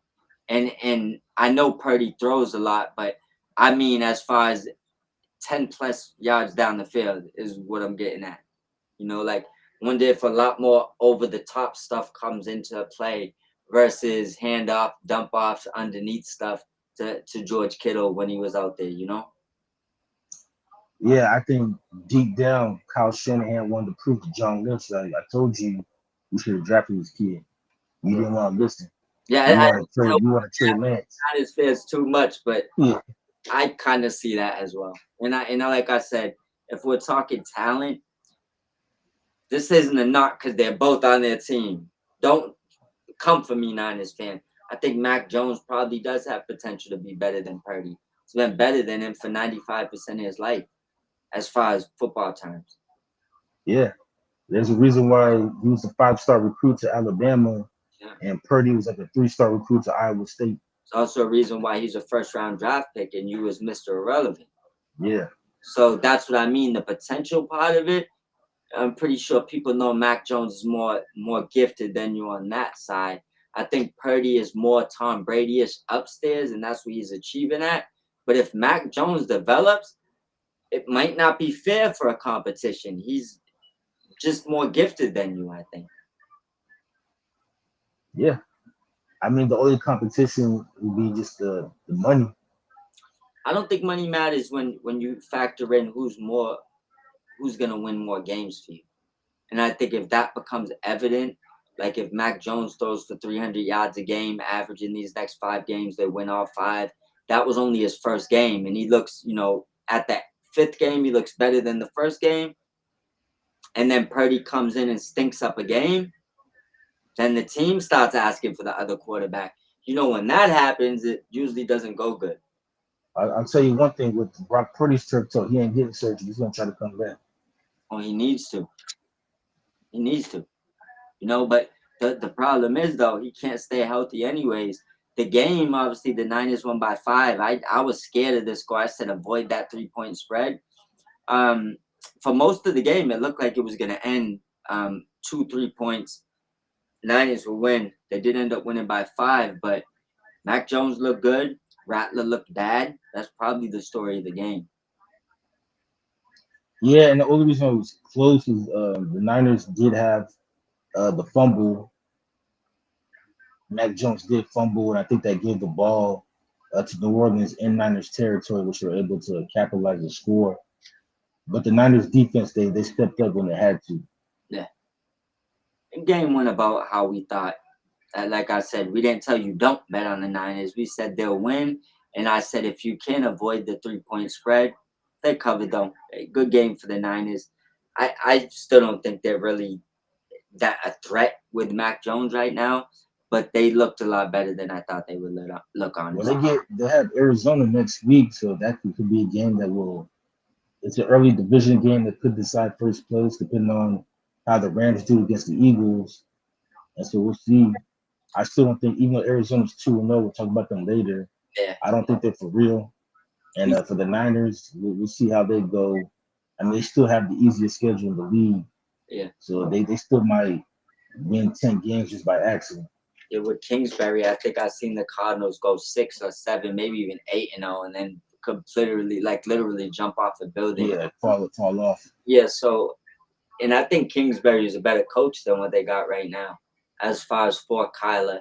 But um, early pick, I think the Niners will be too much for them next week, even with Mac Jones. Yeah, the Cardinals they have Philly's old offensive coordinator, and so the thinking at the time was that they're going to try to use Kyler the same way as Jalen Hurts, They're not. but they don't. They actually let Kyler throw the ball more, Yeah, but they run the ball less, which to me I think they should run the ball more, like he did in Philly.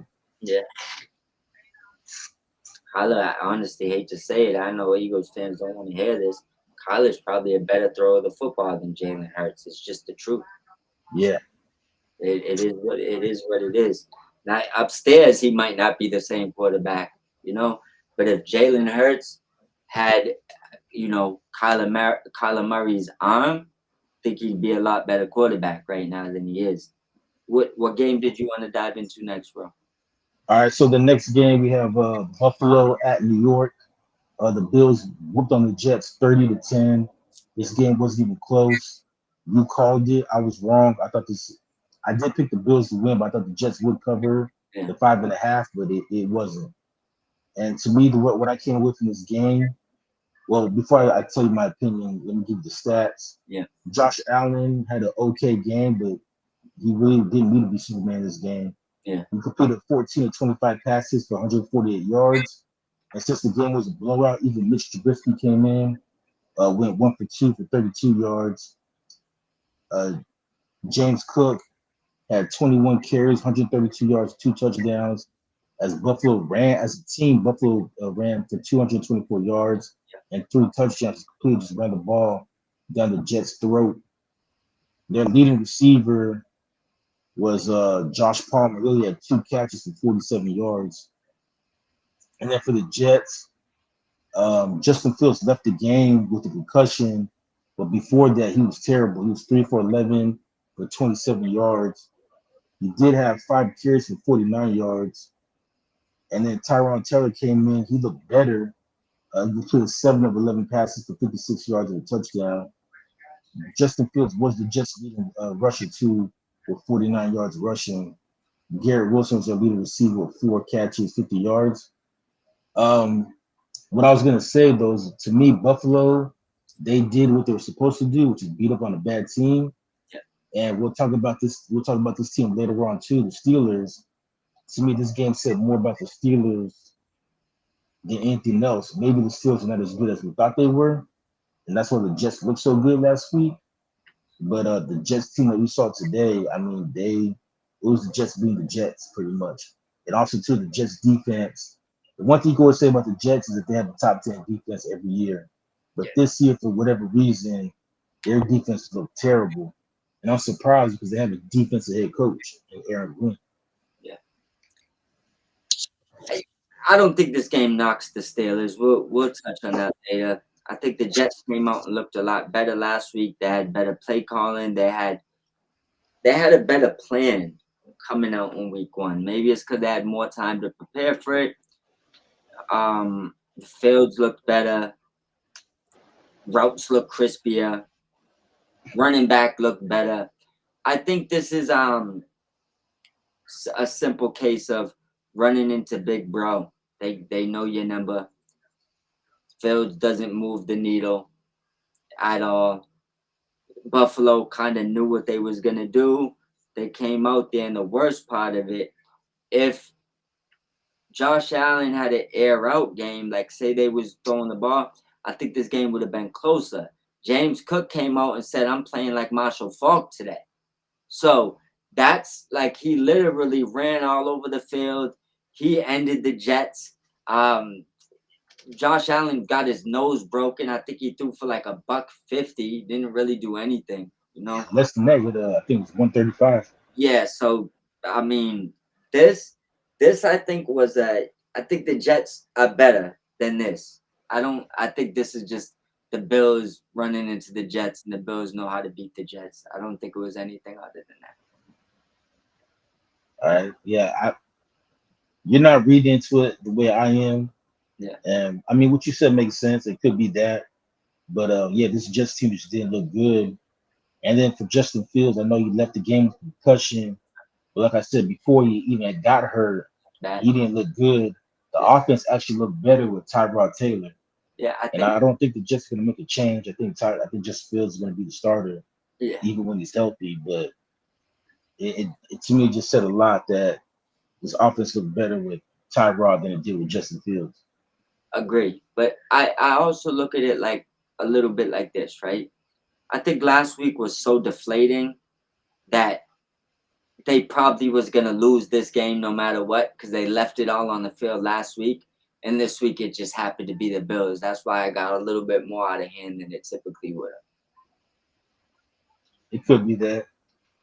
But yeah, for Buffalo, it's a game that they should have won, and they did, and they did what they're supposed to do. Yeah. All right, so the next game, which is Seattle at Pittsburgh, Seattle put off the upset 31-17.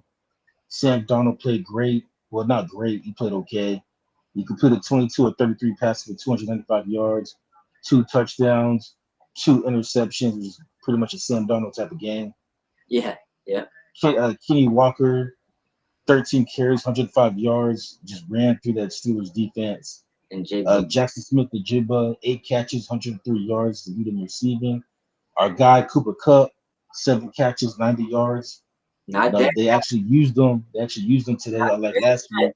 Remember what always said, right? Yeah, Cooper Cup, of course he don't do anything without the targets. Throw it to him and tell me he don't get the like. Throw him right. 10 passes and then tell me he did nothing with them. That's He never. got he had today he had 9 targets, 7 catches. That's what I'm telling you. If you go through even last year as the Rams, look, if he got the games he got 7, 8 targets, he caught 7, 8 of them, maybe six. The games that he didn't do good, you threw it to him 3 times. Don't tell me he's not open. Just throw him the ball and tell me he didn't catch it. Yeah, no, because a lot of Rams fans let you believe that he's washed. Because I don't think he's. sorry to cut you off, but to be fair, and we'll get into this later, Devonta Adams needed 8 targets to catch 4 last week, and he needed 12 to catch 6 this week. You wasn't giving Cooper Cup 12 opportunities to catch 6 balls. No, So, I mean, it just is what it is. And I'm not saying Cup's better than him, but I'm saying if you gave him 12 targets, he'd probably have 100 yards and a touchdown too. That's all I'm saying. well, and then for the Steelers, Aaron Rodgers looked 42 today. Yeah. No, last week he looked maybe 25 or 28. This week he played his age. He looked like he was 42. He only completed 18 or 33 passes for 203 yards. He had 1 touchdown, 2 interceptions. Mason Rudolph came in at garbage time. He completed 2 for 2 for 12 yards. Jalen Warren was the leading rusher, 14 carries, 48 yards. And then Jalen Warren was also their leading receiver with 4 catches, 86 yards. And what we thought was going to be the DK Metcalf revenge game did not happen. He only had 6 targets. Yeah. He had 3 catches for 20 yards and 1 touchdown. You did get a touchdown. I got an anytime scorer win. So Yeah, I'll take it. But yeah, as far as the game, the Steelers, I think this game was closer than it looks, and it was within their grasp to win it. had oh my God, man. Well, yeah, sorry to cut you off, but yeah, to your point, it was a close game until the fourth quarter. Seattle scored 17 unanswered in that fourth quarter. Well, I'm gonna say where it started, and let me make sure I don't botch his name. I think it's Johnson, if I'm not mistaken. The Who Seattle? No, on the Steelers, the rookie running back. Am Oh I? yeah, Caleb Johnson. Yeah.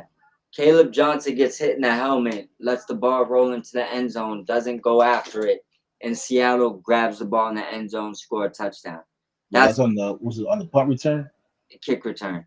The kick Um, return. yeah, so they was down by 3 points getting the ball, and they was playing decent.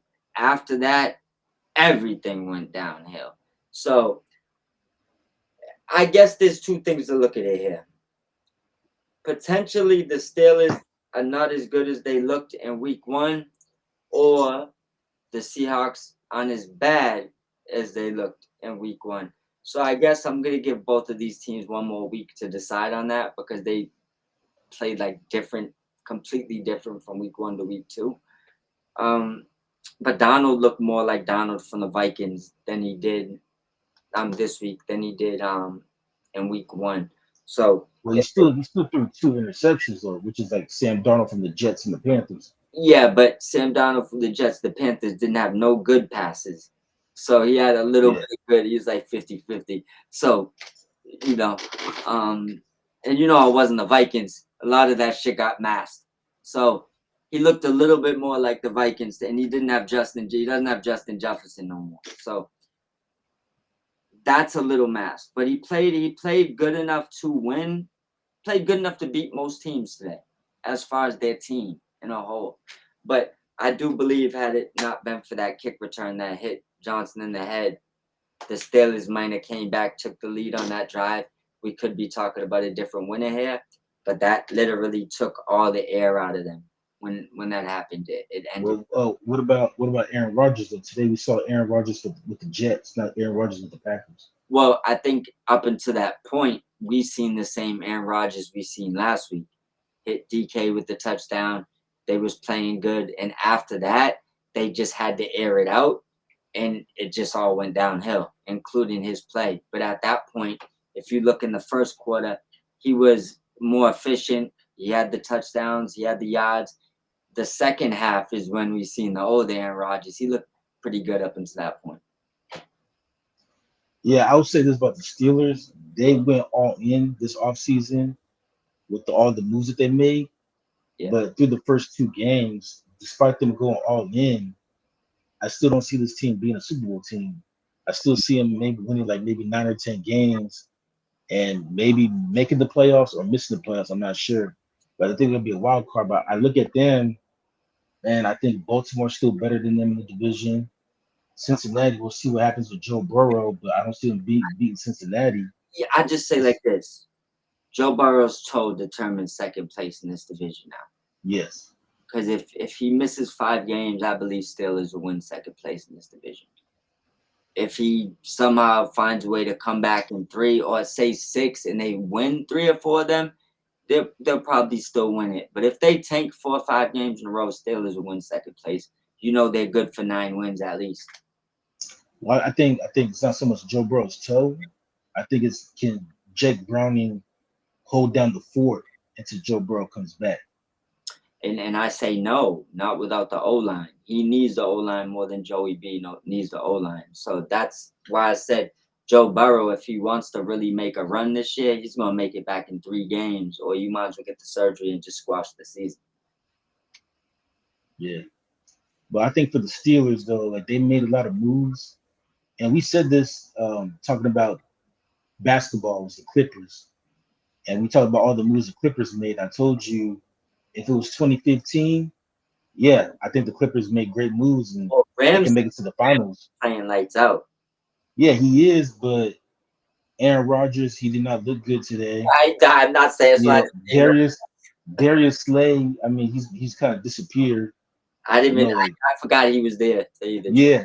So that's what I'm saying. Like they made all these moves, but it's like you brought in like older veterans, And if it was like 2015, 2016, I'm like, okay, the Steelers, they're making some noise.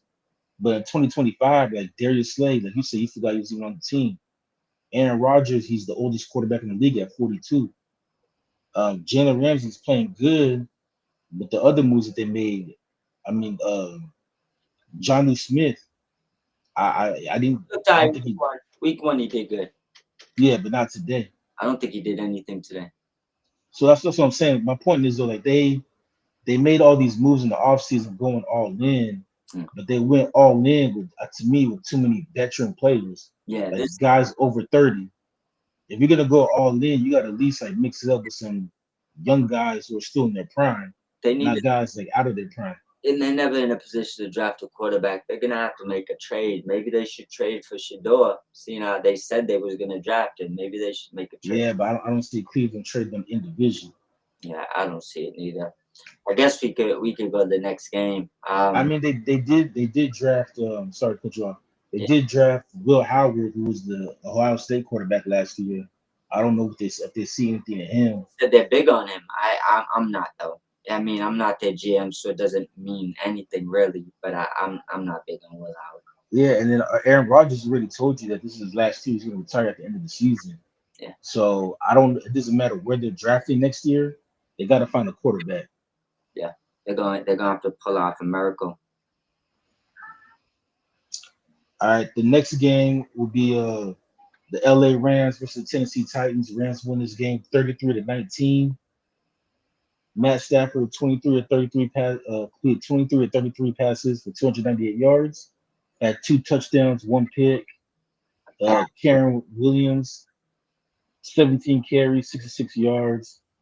Puka 1 carry, 45 yards and a touchdown. Blake Corum 5 carries, 44 yards and a touchdown. Devontae Adams led us in receiving, 6 catches, 106 yards and a touchdown. Puka had 8 catches for 91 yards. And to your point, Devontae Adams 13 targets for only 6 catches. He caught less than half of his targets. Yeah, it's a great game, but I mean, it's kind of hard not to have a great game when you got Yeah. 13 passes. And So then for Cam Ward, like he played better than he did in week one.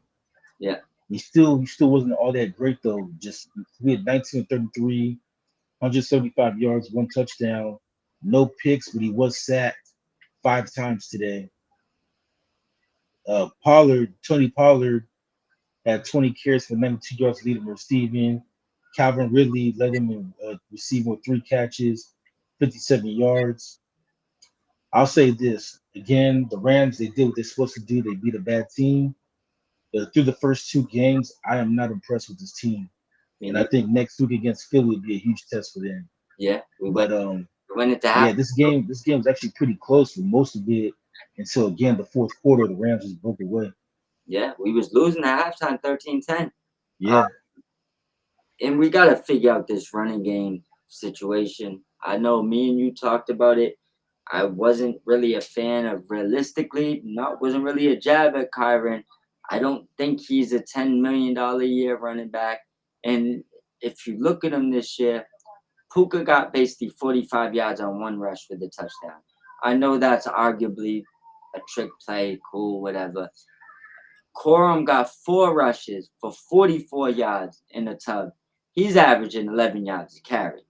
Kyron Williams got what, 17 carries for 66 yards? yeah, that's pretty much 3.9 yards per carry. Followed forward. Yeah, basically they got more yards than him with 5 carries. So the bottom line, what I'm saying is like, look it, I get it, y'all paid him. I know you love him. I know everybody raves about this pass pro that he's so great at, which Stafford gets hit so many times. I don't understand how anybody over there is really great at pass pro. And this is our team. If our running backs and everybody was so great at pass pro, why are we always worried about our quarterback going down? You just wouldn't. So Yeah, he's not great at pass pro. He might be above average. He's not great at pass pro. I'll put you a better one. He's too little to be great at pass pro. Because most of the dudes he's blocking is big, huge linebackers or defensive ends. 9 out of 10 times they could throw him on his ass. That's just the truth. So I mean, I guess great at pass pro means if you could get in front of them and get slammed on your neck, technically it's still a block, but that wouldn't consider me as being great in pass pro. That's just my opinion. As far as running, he's not great. He's still not explosive. There's more explosive guys behind him. He's not that great as a catching back. It's time to see what Corum and Rogers can do. Like, excuse me, not Yeah, Rogers, Rogers didn't even play today. not Rogers, Hunted. I'm I mean, yeah, Hunter. Sorry. Hunter, right? So Yeah, he didn't play today either. yeah, it's time to see what Hunter and Corum can do. As far as pass pro, bringing people to chip. That's what the tight ends and stuff are for. Our average running back height is 5'9". We're not looking at these guys to be great at pass protection because we're grabbing small running backs. Let's just use the common sense here. We need explosion, right? Corum looks explosive. Kyron doesn't. We haven't seen what Hunter could do, but I've seen in college he's explosive. It's time to see what that got because Kyron don't got juice. It just is what it is. Also, Davis Allen is leading the team in touchdowns. He's looking good, but I also want to see what Ferguson can do.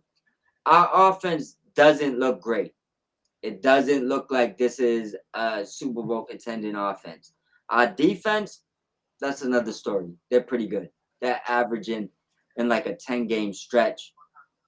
I want to say 7 or 8 of those games is under 10 points. Then we had last week not last week, but the Eagles in the playoffs. And then this week would be the other two teams that went over 10 points. So the defense is ready. We lost to Kello. I still feel like we're okay there, right? But the offense needs to be more efficient. You can't be in battles with mediocre teams. You can't be in battles with bad teams. And essentially, for 2 weeks, that's what we did. We battled with mediocre or bad teams when we're loaded. Devontae Adams' targets need to be way more efficient. It cannot take 13 passes to catch 6 of them. It just can't.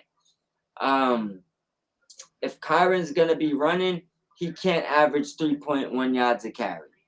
This isn't going to beat most teams. It's just not. So, did they look good week 1 or 2? Absolutely not. Is it good to leave with the wins? Absolutely. But they got to figure shit out and really get to the drawing board because with all these weapons we have on offense, we shouldn't be hearing I need to figure out how to get them involved. And when I say that, he's been saying that about Tutu for 3 years. We still have not seen this man this year. He started saying it about Ferguson this year. He started saying it about Corum. 4 carries ain't getting him involved. He overachieved and got the touchdown. So basically, let me just be real. Every time Sean McVay says he needs to get someone more involved, just expect him not to get them involved. The proof is in the pudding. You haven't got any of those guys involved that you said that about. Not Tutu last year, not the year before, not when you gave him $10 million and said you're going to do it this year, not when you said it last week about Corum, you didn't get him more involved this week. Don't let the touchdown lie to you. You haven't got nobody involved. You said you was going to get involved. And this is the problem. McVay has a problem with adding on. Like, that's what it is. They're overcompensating for Adams because he wants to make sure he gets him involved, which is costing everybody else on the team. He don't need 13 targets. And if he needs 13 targets to catch 6, I promise you he's overpaid. Yes. So that's all I'm going to say about him. Yeah, and then for me, I agree with everything you're saying. And it's like for me, we're struggling against mediocre teams like Houston and Tennessee. Then how are we going to fare next week against Philly?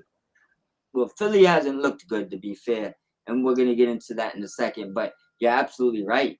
I mean, there's before even thinking about the Super Bowl, last year's Super Bowl winner, there's other teams I'm looking at that'll probably dog walk us right now with this offense. Like by the time we wake up, they'll have 30. Well, I mean, yeah, not only that, but the way Green Bay's defense is playing right now, it would be a struggle for us to score even 10 against that.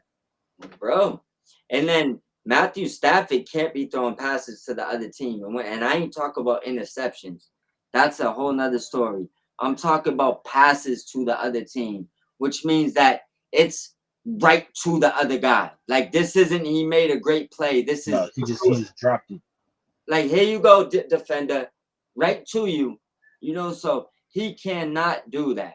And it just seems like he's good for that every now and again. And people seem to not realize that. Like, bro, we're going into halftime.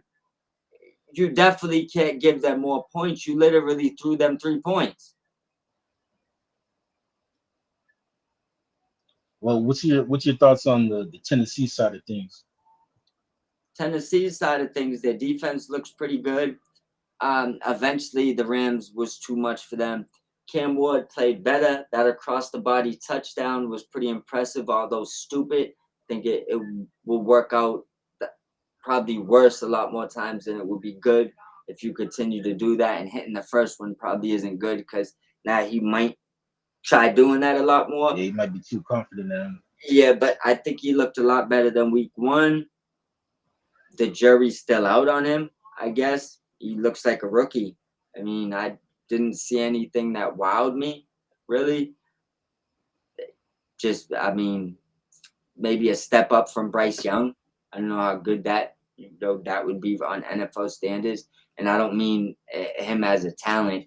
I just mean as far as them as a team playing right now. They don't look much better than the Panthers. I didn't think the Rams. This game showed more about the Rams than I think the Titans. I don't think the Titans played well at all outside of defense. Yeah, I will say this about Cam Ward.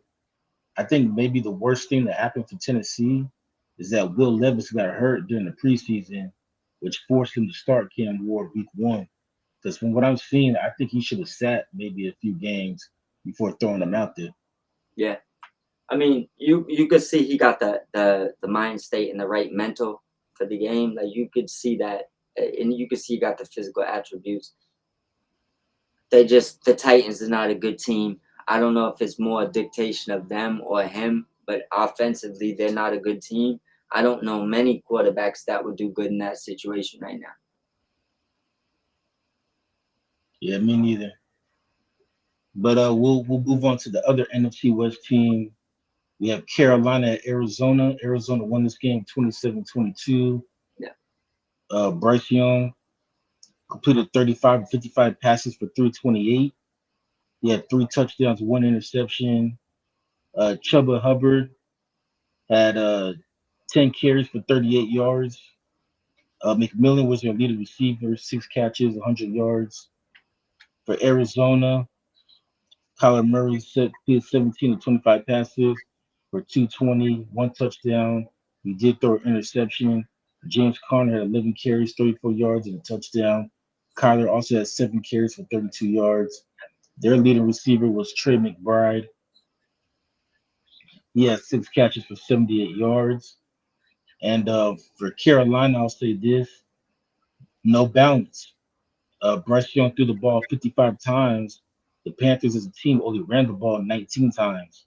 yeah, You can't ask your quarterback to throw the ball 55 times and expect to win. So they got to have more balance offensively. And as I said earlier, Arizona, yeah, they're 2-0, but I'm not impressed by them. And I wouldn't be surprised if they lose to the Niners next week. yeah. 1 second, bro. But the Panthers. Remember, I told you they was my surprise team, and it's still not that they can't pick it up. They're disappointing. Um, they lack a lot. I don't even know what they need because they need a lot. They kept this game close. We knew that 7 point spread wasn't happening with the Arizona Cardinals. But I don't know what you do here because if you go through another terrible year, do you switch the coach?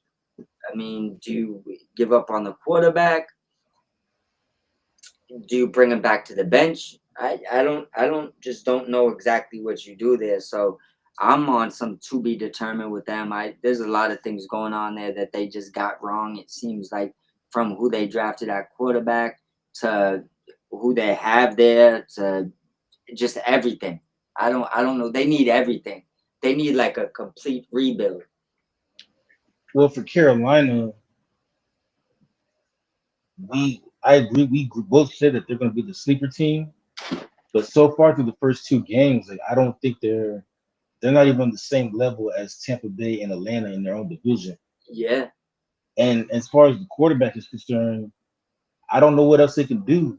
They blamed Frank Wright his rookie year, Bryce Young's rookie year. He struggled. They blamed the coach, fired the coach, and brought in this coach. At some point, when does Bryce Young take responsibility? When you put blame on him, you can't keep changing the coach. yeah.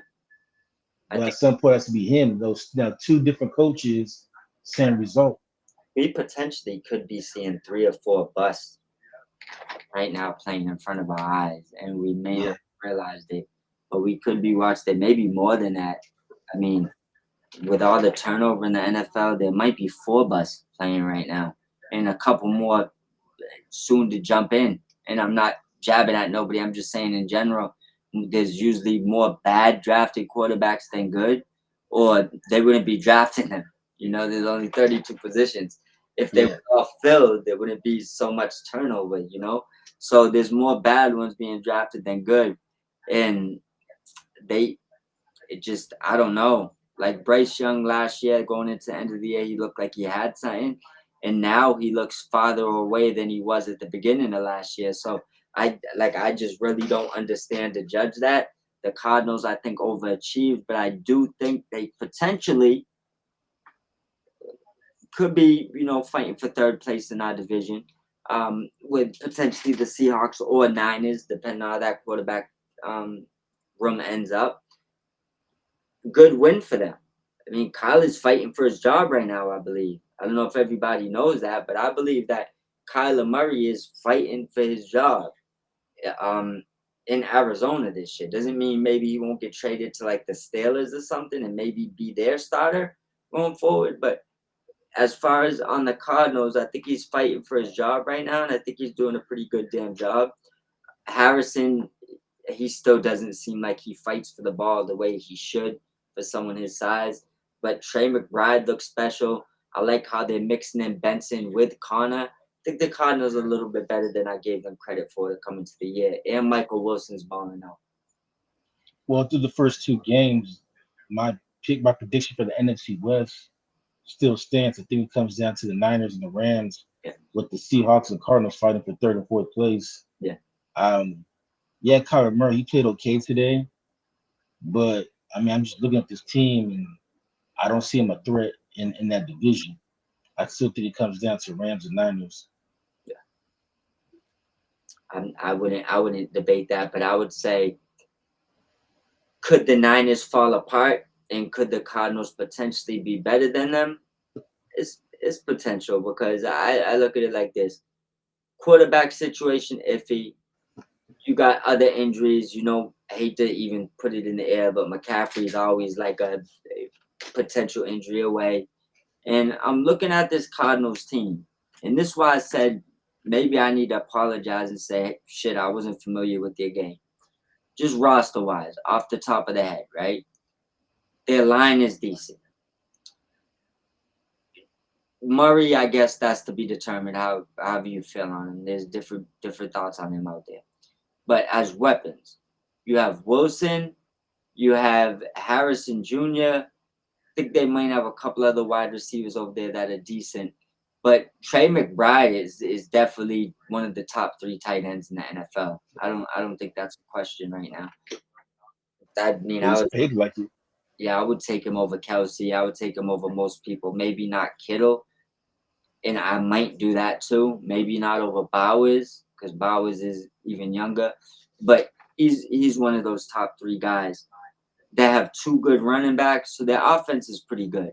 Then they probably got the stale of the draft with oh my god, can't think his last name.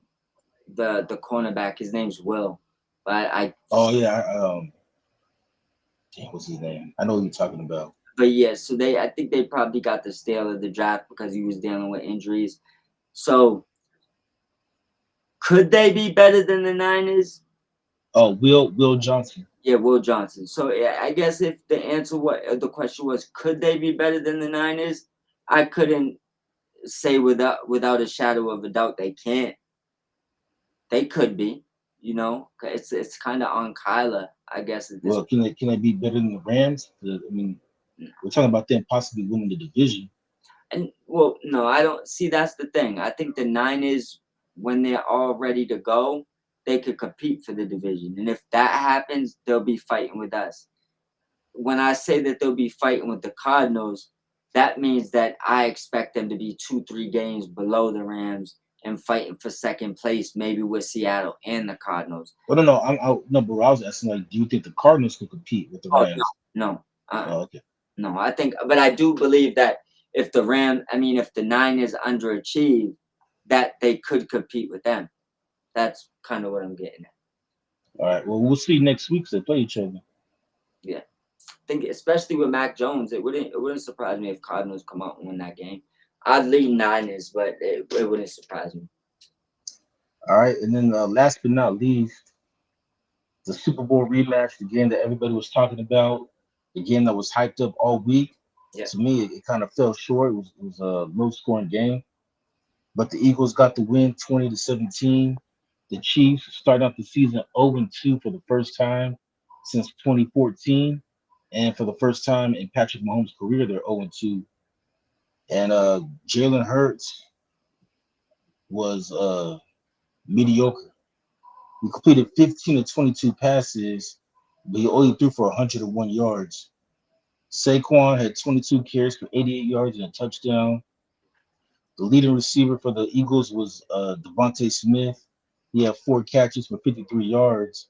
AJ Brown had 5 catches, but for only 27 yards. So I mean, the passing game was non-existent.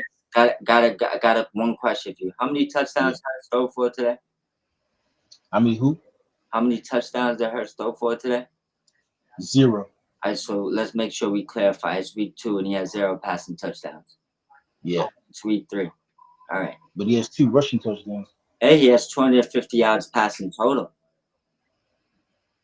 Yeah, and you got guys like Jared Goff who had more than that in one game. Yeah, Jared Goff probably threw for more yards today than Hurts will have in week 4.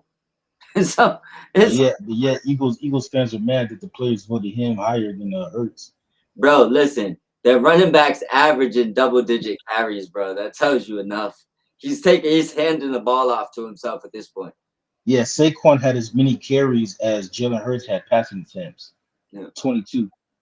yeah. And then you got to add in Hurts at like 14 carries week 1, 9 carries week 2. My man's out there in full running back mode and telling people, "Shut up, we won the game." He knows he can't throw. That's why I Yeah, told you that. He knows that. He just wants to win. That's cool. It's all right. We got Jalen Tebow playing for the Eagles. Let's just call it what it is. well, Patrick Mahomes wasn't that much better. He completed 16 to 29 for 187 yards, excuse me. So there was no, if you wanted like high scoring, high flying, air it out offense, you weren't going to get in this game. Patrick Mahomes only 187 yards passing. He threw 1 touchdown, but did throw 1 interception, which really wasn't his fault. It was Kelsey's fault. And then Patrick Mahomes led the Chiefs in rushing, 7 carries for 66 yards and a touchdown. If Patrick Mahomes is your leading rusher, you're not going to win. Yeah, because unlike Jalen, he actually don't want to do that. No. Yeah. And then Travis Kelsey led the team in receiving with 4 catches for 61 yards. But yeah, this was. I mean, the game was a lot closer than the Super Bowl, Yeah. obviously. But Eagles offense, to me, this is all about the Eagles defense. The defense once again just harassed Patrick Mahomes, got after him. They sacked him twice, but they got a lot of pressure on him. And then they forced turnovers. And the Eagles offense, I mean, once again, they have no passing game. Yeah. And And you talked about it last week, but I mean, at what point does AJ Brown and Devontae Smith actually be traded? Because they're not at this point. They just every Sunday they just going out getting cardio in. bro, you're 100% right. And let me just pull up this other one thing because I want to make sure that I state this because this is very important. All right, right? And before I Hurts played like trash as far as a quarterback. He's good as a running back. I ain't not taking that from him. He probably have 25 rushing touchdowns this year, 3 passing touchdowns. So it is what it is, right? Mahomes, I mean, he's getting harassed, but he's playing quarterback, so it is what it is there. He needs a lot more for his running backs. He needs a lot more from his O line. Kelsey needs to wake up, or I don't know what's going on there. It's good to see Hurts get his wide receivers involved. I do like that. But the main thing that I'm gonna dive at here is when you're going for it on 4th and 1 or you're doing your QB tush push, and I was an advocate of not getting rid of it because you gotta stop the plays. But I don't know if you've seen the highlights of this thing. Bro, 4. Let me see if I'm looking at this. No, I'm lying. 5. All 5 of the Eagles starting lineup is lined up in the neutral zone. 4 of them are moving before the ball leaves the center. The center hasn't even moved it, right? There's no way to defend that. If that's No, how you're doing it, you got to get rid of it. Like and I'm seeing 3 different clips of this of different ones where you're showing they're clearly lined up in front of the ball or right beside it. They're moving way before the ball's moved, and I'm starting to realize that's their trick. They get all their linemen moving. Jalen Hurts starts leaning forward, and you think he has the ball. They're moving before the ball snap. There's no way to defend that. You can't. So you take away a couple of those 4th downs. It's another one when I'm going to say shame on the NFL. The Eagles probably should have lost this game because a couple of these 1st downs are hogwash. They should be false starts. You know, not only are you lined up in the neutral zone, which is already a penalty itself, but you're jumping way before the ball is moving. Let me just send this to you, right? I'm going to send it to you right now, bro, so you could just look at this one all right. so you know what I'm looking at. Yeah, But because during the off season, I thought it was like a bitch move by the Packers to try to get the move, to try to get the play banned. yeah, But I mean, after what you're saying, is I understand why the Packers did what they did. look at that, what you just got. If you got it already, I sent it to you. It's Yeah, the I got it. Go to the post and just look at this. How do you defend that? You can't. It's literally impossible. Yeah, They're all lined up at least a foot in front of where they're supposed to be. And 4 of them are moving before the ball moves. So the Chiefs are all looking at the football. None of them are moving yet. So you're under all their pads pushing before you even hike the ball for Jalen Hurts. yeah. They don't even have the chance. There's no way to defend it. It's literally impossible. After looking at that, I'm a full supporter of getting rid of this play. Like, if you ain't getting rid of it, you need to have a ref literally watching that from New York that is willing to blow a whistle every time that happens until the point that they don't want to do it no more. Because that's pathetic. There's no way in a multi-billion-dollar conglomerate business like the NFL with 3 million people watching and everybody knowing the rules that this should be allowed. It just shouldn't. You seen it. You've watched it on the screen sitting on your ass in New York. You've watched it. Slow motion, fast motion, every motion you could watch. And now the internet's watching it. The problem now is before you see it and you don't promote it, nobody sees it. Now we see it and people promote it. So we get to see it. So whether you fix it or not is on you, but we're going to see it. So that shit can't be allowed. Like, it just can't be. Especially when you have them out there playing pathetic quarterback play, averaging probably like a buck 20 yards passing this year, no touchdowns, averaging 10 carries a game. You know he's a running back. Don't give them benefits like this for him to be another glorified running back. This is Yeah, just, Jalen Hurts. They won a game with Jalen Hurts only throwing for 101 yards. yeah, Like they're playing. Terry Bradshaw during the game said that tush push is like some old 1940s offense what the Eagles are playing. And when you watch that, that's what it looks like. It's like the old 1940s offense, which is gonna run the ball and throw for 100 yards a game. Yeah, bro, it's sad. And then when they call him out, he's saying he won the game. Yeah, your team won the game. You actually didn't help that much, Nah, like at all. Like you're running through open lanes, cool. You can't throw the ball to your receivers. Yeah, like bro, I guarantee you go look at those 9 runs. He had people open. I guarantee it. Probably maybe 2 of them he was actually forced to run. The other 7 he gave himself handoffs. so even his 9 runs, he wasn't even that great. He had nine carries for 17 yards. All right, well, here's the thing, right? Tim Tebow averages 75 yards as a passer in about 35 games, right? Jalen Right. Hurts probably played about double that, and he averages maybe 50 yards, 60 yards more than that. It's like, come on, bro. You came into the season averaging 180, and you dropped a 130 and a 101. You got to be at about 140 something now, bro. It's like you just drastically dropped your average. You are not at 180 no more after these 2 stinkers. So a couple more of these games, you're gonna be closer to Tim Tebow than you are Patrick Mahomes.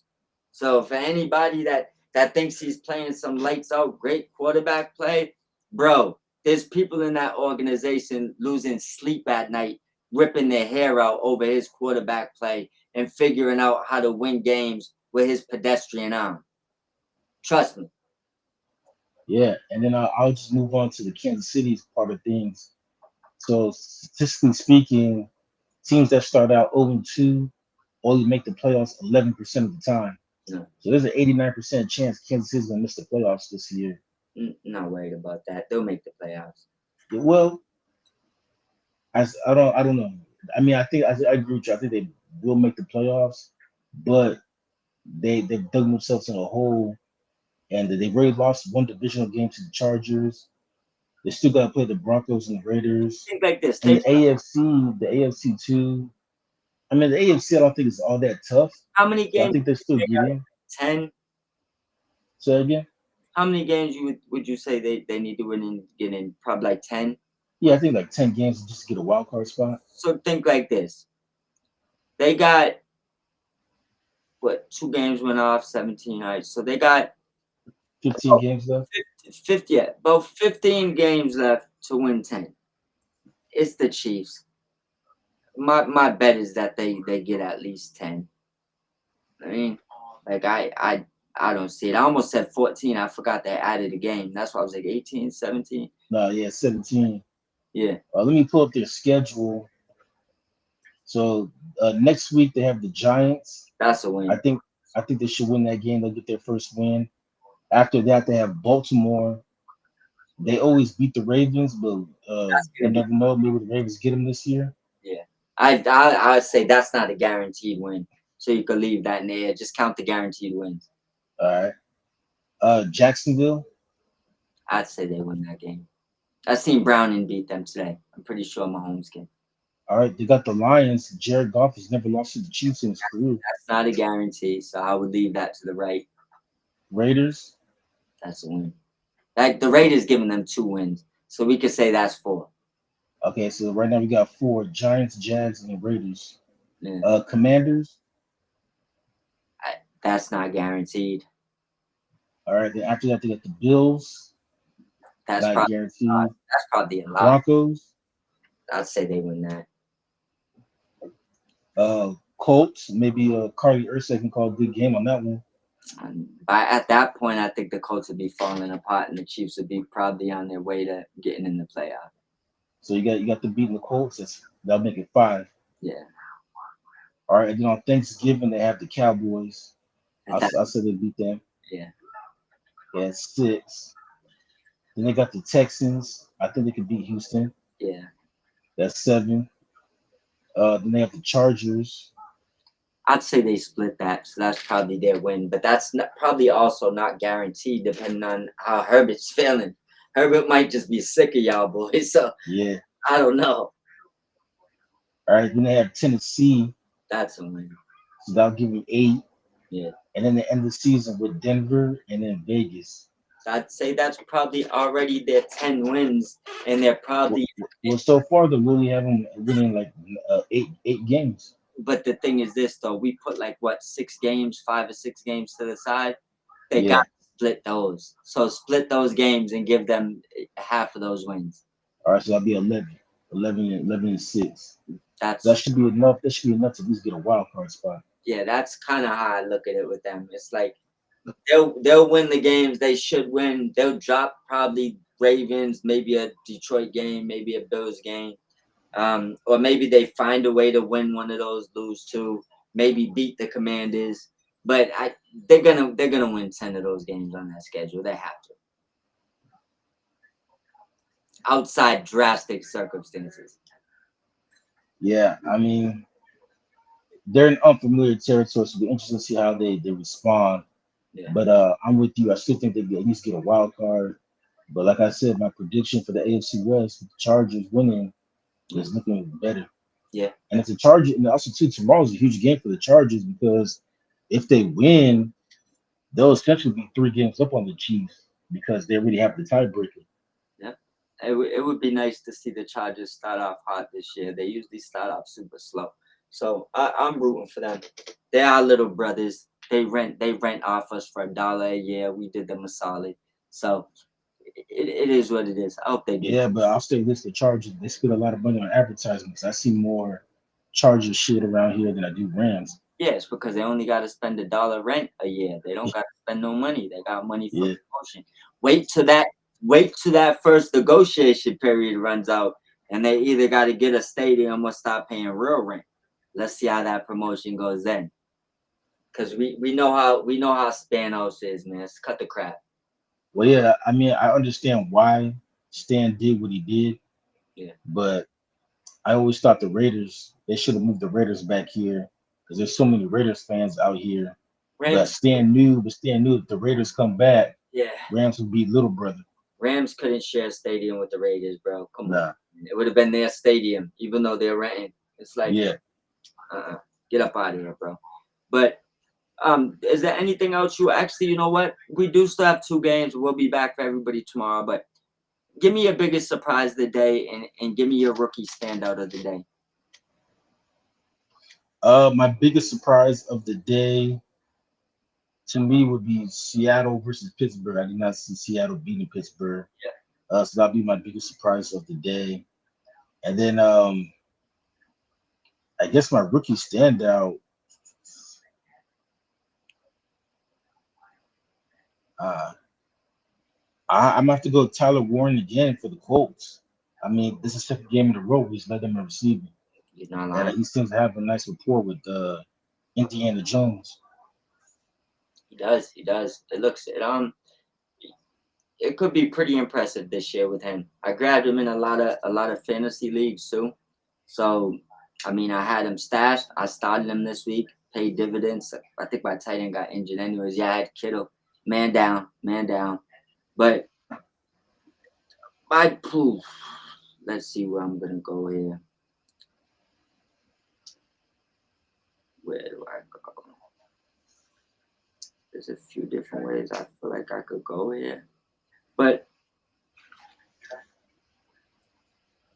right here.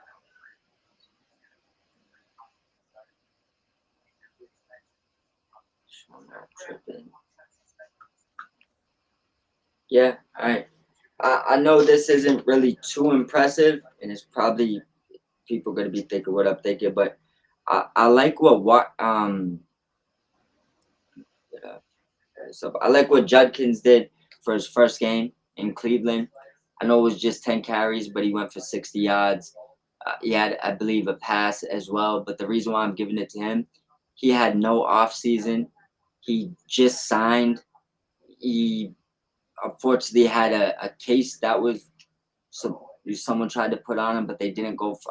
The police didn't go forward with the charges. I believe the person might have tried to lie on his name to ruin what he had going on. So he missed the whole off season, and he was their second round draft pick drafted to start. They drafted Sampson in the fourth. He looked all right in week one. He looked all right this week too. But to have no off season and to come in, remember I was just raving about Kyrie Williams averaging 3 yards a carry. So for you to come in with no off season, right, and look more explosive than these guys that had a whole off season, he's gonna get my rookie standout for the day. That's why I'm gonna give it to him. He did it with less work. If you would have had an off season, he might have had 10 for $120. So Yeah, that's what I'm looking at. Might have had 20 carries for 200. They gave him a light load because he didn't have an off season, and I feel like they probably didn't even expect to give him 10 and was like, oh shit, he's ready. So that was impressive. I'm interested to see what he does going forward. yeah, me too. And I think for the Browns, we'll see if they either stick with Joe Flacco or Daniel. I mean, or if Gabriel gets a start next week. They need to put in Gabriel. I think it's time. And I also want to say shout out to Tootin from the Jaguars, first touchdown. They obviously traded away Bigsby to get him more involved. Their running back, their backfield, it looks completely different. I don't know what ETN did in the offseason, but shout out to them and big ups for Tootin for getting his first touchdown. Oh, and speaking of rookies, I just want to shout out to Isaac Tesla. Oh, gee. Um, yeah, that kid, he looks like he could be something special. Tesla. I mean, But yeah, he looks special, yeah. and I could see why they traded away Tim Patrick because they knew they got something special in this kid. Yeah, both his catches was his first two catches was highlight rails. Shout out to him. He's gonna be big Yeah, time. it was funny because they showed he caught the ball right in front of the cheerleader. Even the cheerleader was like shocked, like, damn, I can't believe he actually caught that shit. Yeah, like bro, he's gonna be a guard man. I like what Detroit's knocking these picks out the park now. You gotta you Yeah, got you gotta give it to them. I'm interested to see what they do. I knew that week one was kind of an outlier, but I'm interested to see what they do going forward. And I'm hoping that the Rams step it up going forward too, because this mediocrity at offense isn't gonna work. nah, 33 points today versus a good team would have been 12 points. It wasn't a real 33. especially for a team that has Super Bowl aspirations. They're not playing at a Super Bowl level right now. Man, not at all. I agree. And with that being said, let them know where to find us, bro. Yeah, so you can find us on Spotify, iHeartRadio, and Apple Podcasts, and Spreaker. Excuse me. And you can follow us on YouTube. Subscribe at Mike and Ant, and you can also follow us on Twitter at Mob Squad 508 and at Expected Ant. And anything else you want to say? Now, make sure you follow my brother here on his personal page too, at Anthony Thomas as well. Um, Yeah, but other than that, I'm ready for a back-to-back Monday night football games, and we'll see everybody tomorrow. yeah, it's gonna be a long night, especially for those on the East Coast. Yeah, for sure. Free up if you can tomorrow too, because I still want to do my fantasy stock up, stock down. Just be a quick 10-minute episode. So All tomorrow right. it would jump off that. Well, yeah, it's probably something we could do when I get home from work, Yeah, maybe in between games. for sure, for sure. I just have a list. I throw it on the screen. We'll go over them. Also, if you see any ones you want to add to it, we'll go over them together and make sure All I right. ain't missing anything, you're missing anything, things like that. And we'll get it out there just so we can help out our fantasy group chat and send them in the right path of who they should be picking up, dropping, things like that. All right, bit. All right, bro. Well, talk to you tomorrow. Have a good night. Shit. Yeah, you too.